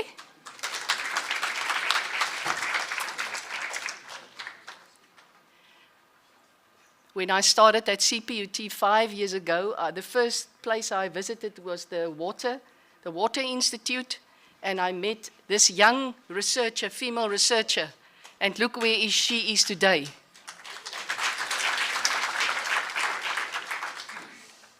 Very proud of her. Professor Oluwafemi Ogontubeju.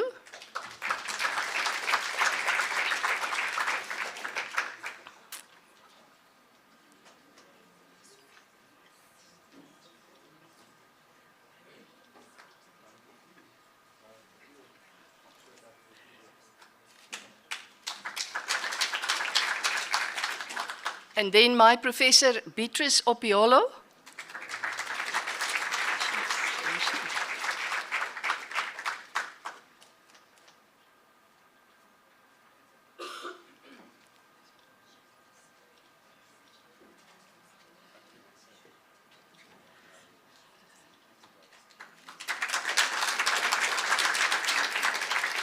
Then Professor Silengile Sosibo, in absentia. Professor Michael Tumdako, also in absentia. I think he's abroad. Professor Melius Weideman, retired. And then Dr. Sasha West.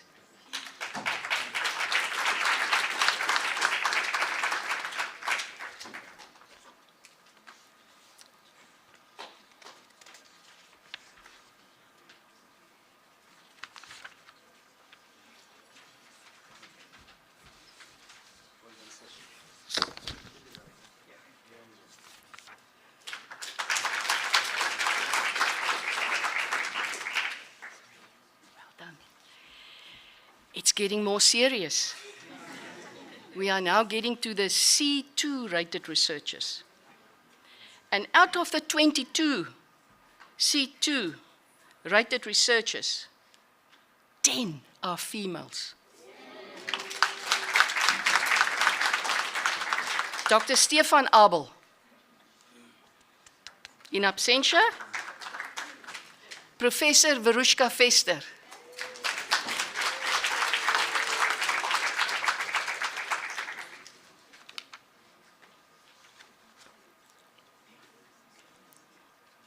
She's the one that does quality research.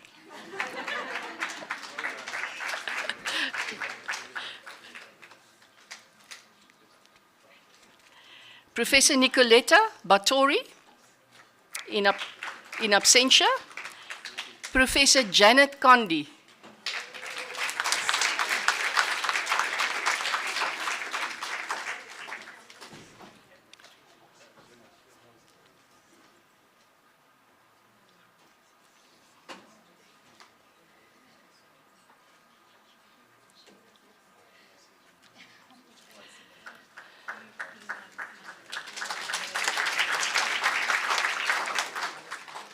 Professor Penelope Engel-Hills.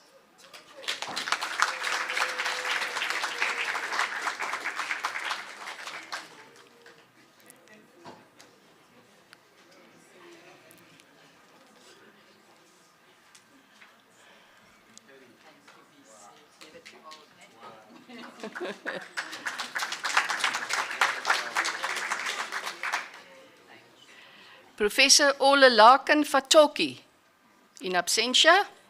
Professor James Garraway, in absentia. Professor Eunice Ivala.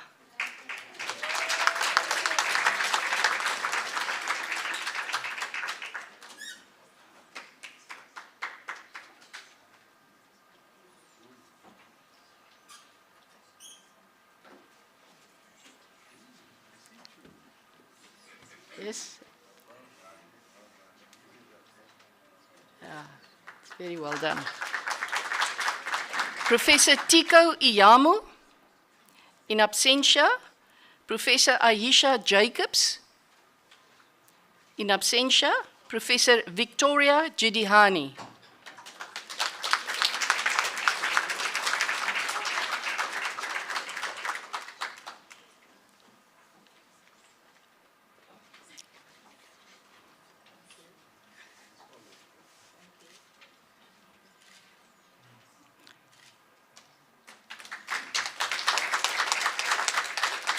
Professor Karin Jooste.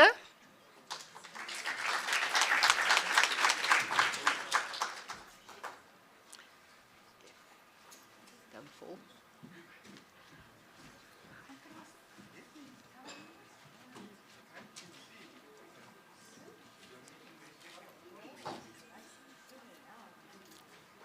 These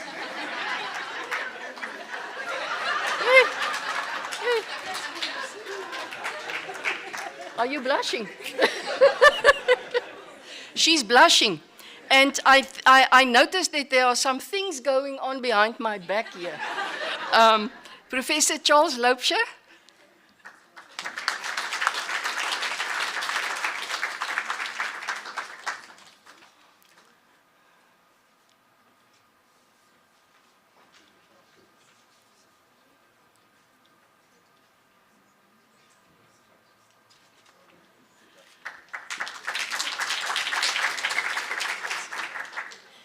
Professor Marelise Leroux-Hill, she's not here today. Professor Ahmed Mohammed, in absentia. Professor Tunde Ujumu.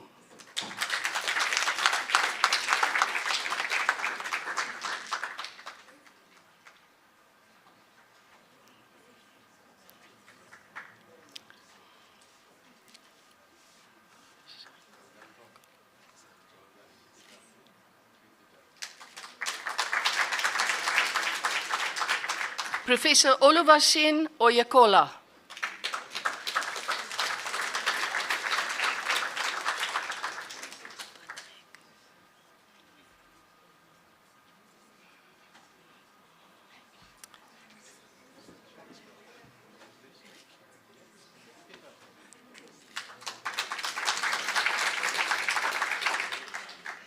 Dr. Isis Patnaik. You are a regular on the floor today. Well done.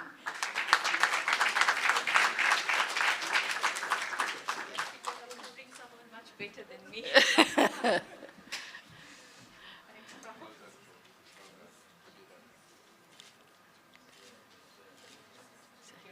Dr. Alaric Prince, in absentia. Professor Vernon Somerset, in absentia. Dr. Liana van der Westhuizen, in absentia. Professor Isaac van Zyl.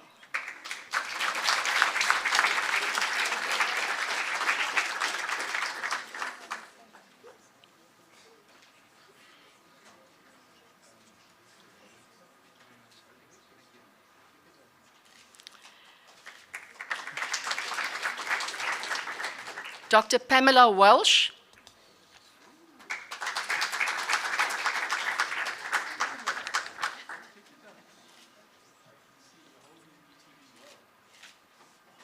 Well done.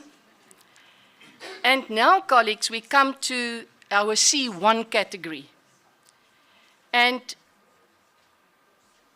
we have seven of these colleagues, 7 of our C1 rated researchers are females. Of which the first one is Professor Agnes Chigona.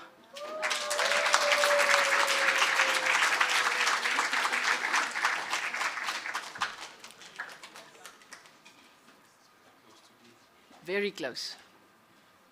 Prof. Chigona is working hard to become a B-rated researcher.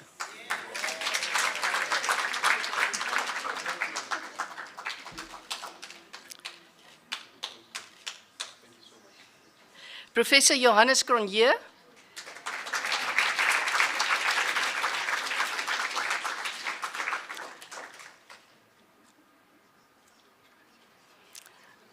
At his age, he can put in a nice jog, colleagues. Look at that.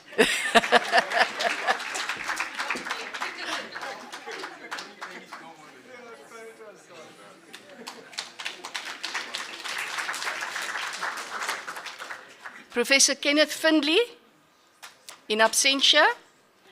Professor Janine Marnevik, in absentia. Professor Tandi Macha Erasmus.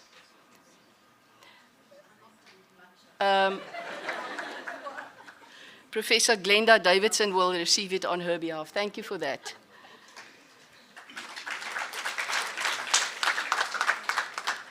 And then Professor Christine Winberg.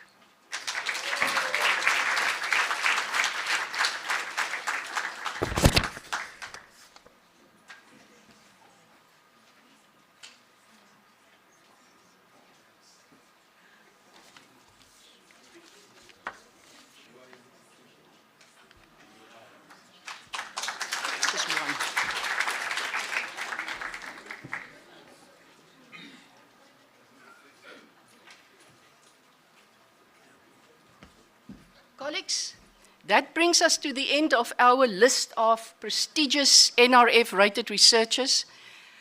You must realize that there are a few of our researchers that has applied for rating that we are still awaiting the outcome for. We are very excited about it. And the NRF has promised us that it will come out latest today, so fingers crossed. But I would have loved to acknowledge those colleagues. I feel very positive about them, but unfortunately, we have not heard from the NRF yet. We are now going straight into our Research Excellence Awards, colleagues, and we are very proud of the excellent work that is carried out by our researchers. One way the institution acknowledges our academics' outstanding achievements is by presenting these annual Research Excellence Awards. So how does it work? How do we work it out?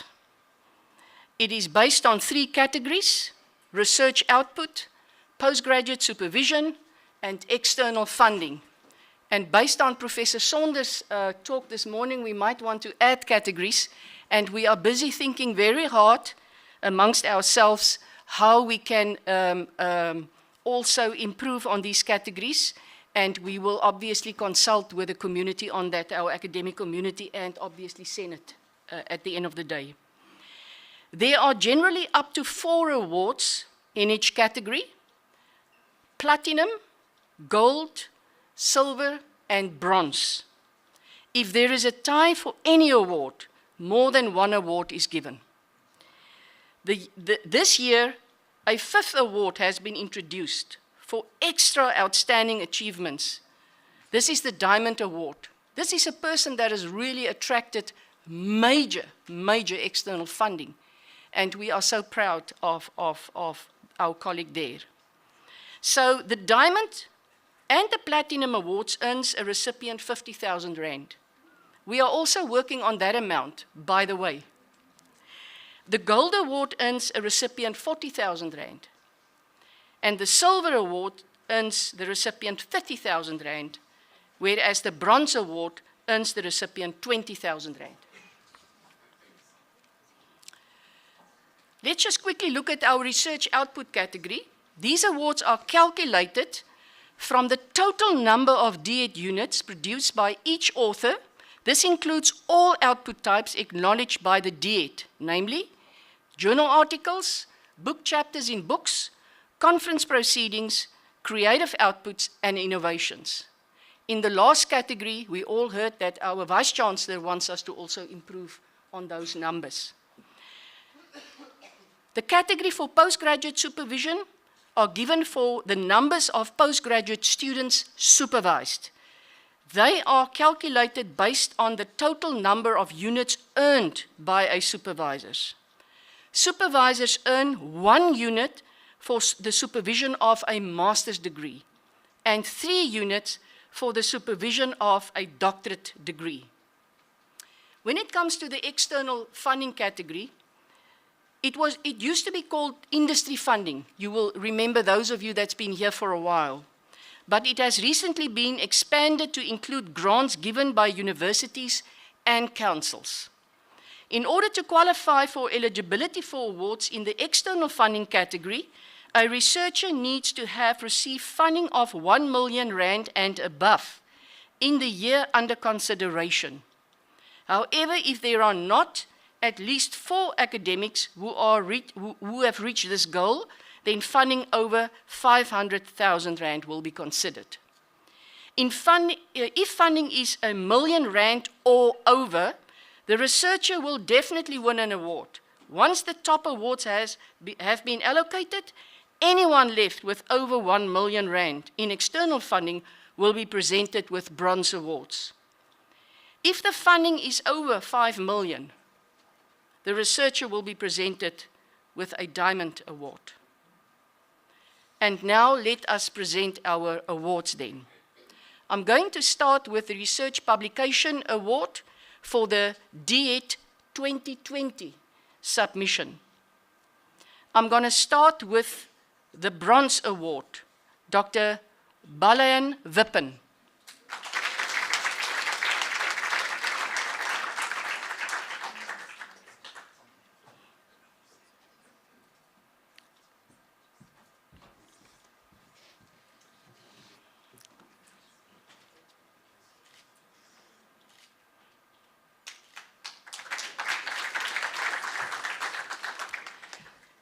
The Silver Award this year goes to Dr. Sipukazi Mabua.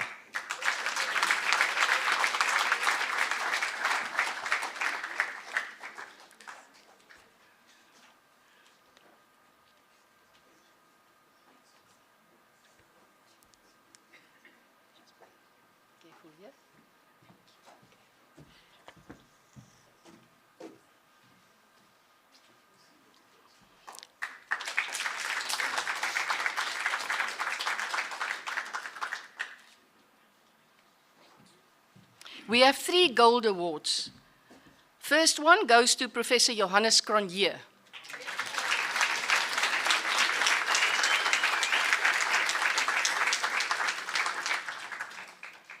He will jog for us again.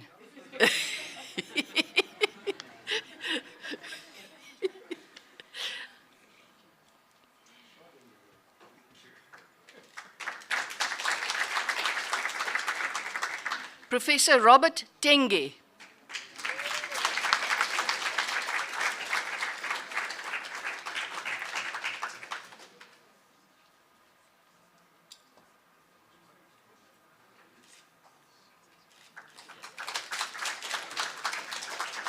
The third gold award goes to Dr. Nhlapo Msomi.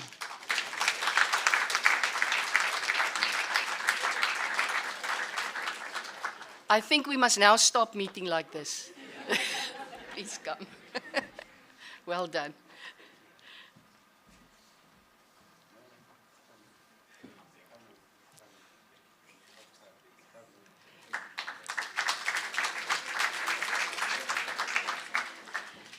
And then the Platinum Award goes to Professor Tiku Iyamu.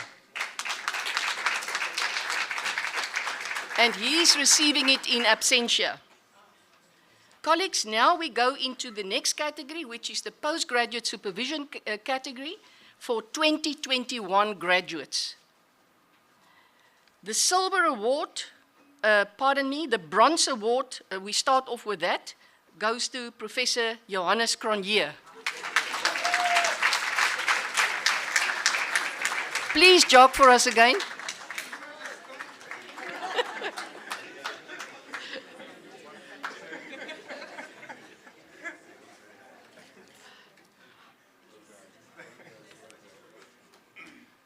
I've never had the opportunity to give him so much work. And then the Silver Award goes to Professor Mohammed Tariq Khan.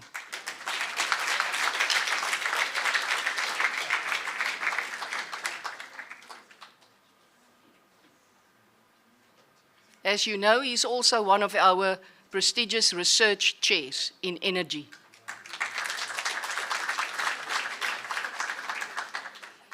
Well done. Then a colleague that has left us, unfortunately, there are two colleagues that will receive gold awards. This colleague has left us, unfortunately, Professor Efias Ruwaida. And then the next colleague is Dr. Larry Jowa. In absentia. And then the colleague receiving the Platinum Award for postgraduate supervision for 2021 graduates is Dr. Andre de la Harpe.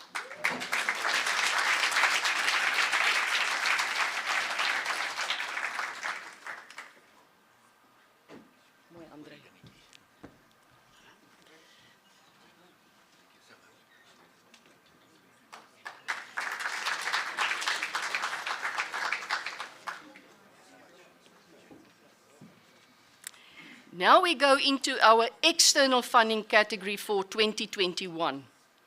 So we are awarding for 2021 as well as 2022. So first, let's focus on 2021. The Bronze Award goes to Dr. Pamela Welsh.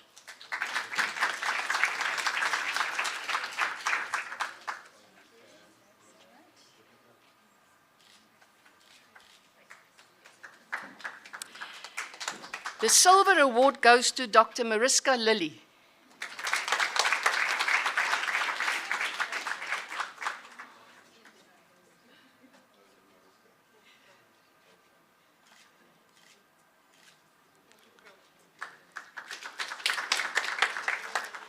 She promises that she will bring home a Platinum Award next year if I give her more postdocs. But I gladly pass that on to Professor van Zyl. Professor Kenneth Findlay, a Gold Award in absentia. And then Professor Thandi Macha gets the Platinum Award in absentia.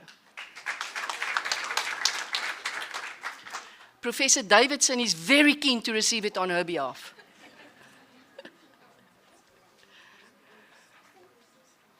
Thank you, Prof. Davidson. Come closer for a photo. Yeah, please come. You see? You see? Yeah, you see? The VC takes this opportunity. And we're going over to the funding for our external funding for 2022. This is our last category, colleagues. So the Silver Award goes to Professor Tunde Ujumu.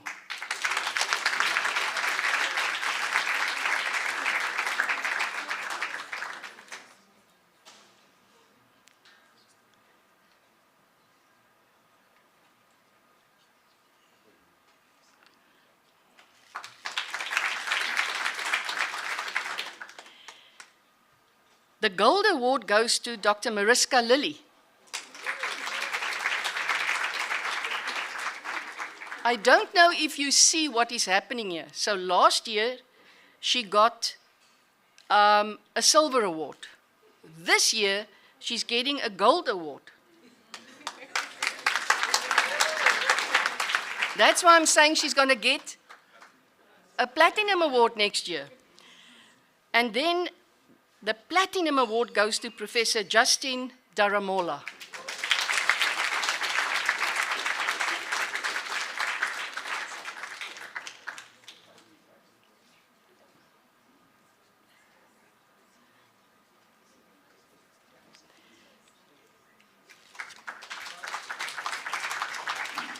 And then the last award, colleagues, is the new category, the Diamond Award. And this colleague has attracted more than 5 million rand of external funding for CPUT, Professor Kenneth Findley, in absentia. Vice-Chancellor, thank you very much. And Dr. Berger, thank you very much as well. Thank you, VC. Colleagues, that brings us to the end of a day where I've never seen so many colleagues smile for the whole day, which is fantastic. So keep on smiling. We hope that the food has arrived. I'm not sure. But from my side, I just want to say thank you very much for your patience in listening to my voice. And I now would like to call our Deputy Vice-Chancellor, Research, Technology, Innovation and Partnerships, Dr. Parwood, to make some closing remarks. Thank you very much, Doctor. Thank you. I know I'm standing between you and lunch, so I'll be very brief. Firstly, thanks, Professor Berger. I'd like to extend a warm word of gratitude to our Vice-Chancellor. I was telling him, and I'm not flattering him, we're not doing a performance evaluation anytime soon, but this is your legacy. This is what you have built, and hopefully the historical view that we gave will encourage us to make a giant leap forward, and we've seen some emerging stars coming our way. So I had prepared a few remarks before we go for lunch, and the question that I asked myself is, our esteemed colleagues who are honoring today, the million-dollar question is, what are the defining attributes that makes them first amongst equals? And I was thinking about the whole concept that me and the VC always talk about, the issue of deep work. And I said, what constitutes deep work? The two core abilities that I attribute to deep work is the ability to quickly master hard things, which is what academics do, the ability to produce at an elite level, both quality and quantity, speed, like Dr. Msomi and his postgraduate students, and Prof. Kondi and Prof. Chigona, and a lot of people in this room. As a classically trained scientist, I could not resist using an equation to quantify true productivity or deep work, and here I go. High quality work produced is equal to time spent times intensity of focus. The key is not time, because all of us in this room have 24 hours in a day. I think the issue is intensity of focus. If you spend more time on TikTok and watching The Bold and the Beautiful, chances are you're not going to produce deep work. So, Program Director, in conclusion, as we salute our honorees today on this august occasion, I would like to refer to a biblical passage favored by Benjamin Franklin, American statesman, scientist, inventor, and co-founder of the prestigious University of Pennsylvania. He invented, by the way, the lightning rod and bifocal lenses, amongst many other numerous inventions we use to this day. No doubt one of the most accomplished men or women of any age. Benjamin Franklin, like each one of our award winners today, are the poster children for deep work. With apologies to my colleagues who are not of the Christian faith, but the central message which inspired Benjamin Franklin to leap into immortality is universal. It is from Proverbs 22, verse 29. Behold the man or woman who excels in his or her work or vocation, for he or she or they will stand before kings and queens. We are today in the presence of colleagues who took this message to heart. Program Director, I'm compelled to say here and now, out loud, the legions of CPUT-rated scholars, the recently promoted academics, and the award-winning researchers we are rising to our feet to honor today also provide a sober reminder that to the skeptics out there, that excellence knows no race, gender, type of institution, or national boundary. Their achievements against all odds is but a vivid illustration that academia and true scholarship abhors restrictions, limits, and boundaries to what is achievable. That is, you can do great work if you have the iron discipline, the will, and the determination, irrespective of who you are or where you are in the world. It is hence worth reminding ourselves of McGeorge Bundy, who remains the youngest person ever to be elected Dean of Faculty of Arts and Sciences at Harvard University. He is widely credited with developing Harvard as a class-bound, merit-based university. Even without a PhD, he is also arguably one of the most consequential and effective administrators in the history of the Ivy League institution. It is also worth reflecting that Richard Posner, who until he retired 2 years ago is the most cited legal scholar, not just of the 21st century, but in the history of jurisprudence, by a wide margin. His work has been cited over 120,000 times. In spite of the fact that his day job was that of an appellate court judge, he was not formally attached to a university and has never supervised a single student. Program Director, I stand here today as a herald or representative of the thousands of our CPUT students and staff to celebrate these colleagues who are our own Richard Posners. The staff and students of this great institution are basking in the glow of your magnificent achievements. Congratulations, colleagues, well done. Thank you, and Nkosi.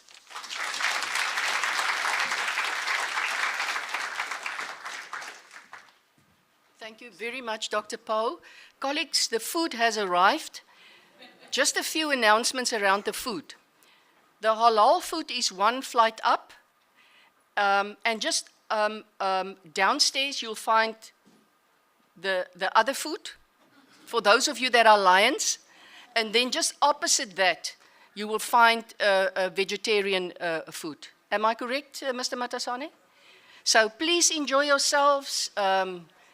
Congratulate each other a little bit more, smile a bit more, and thank you very much.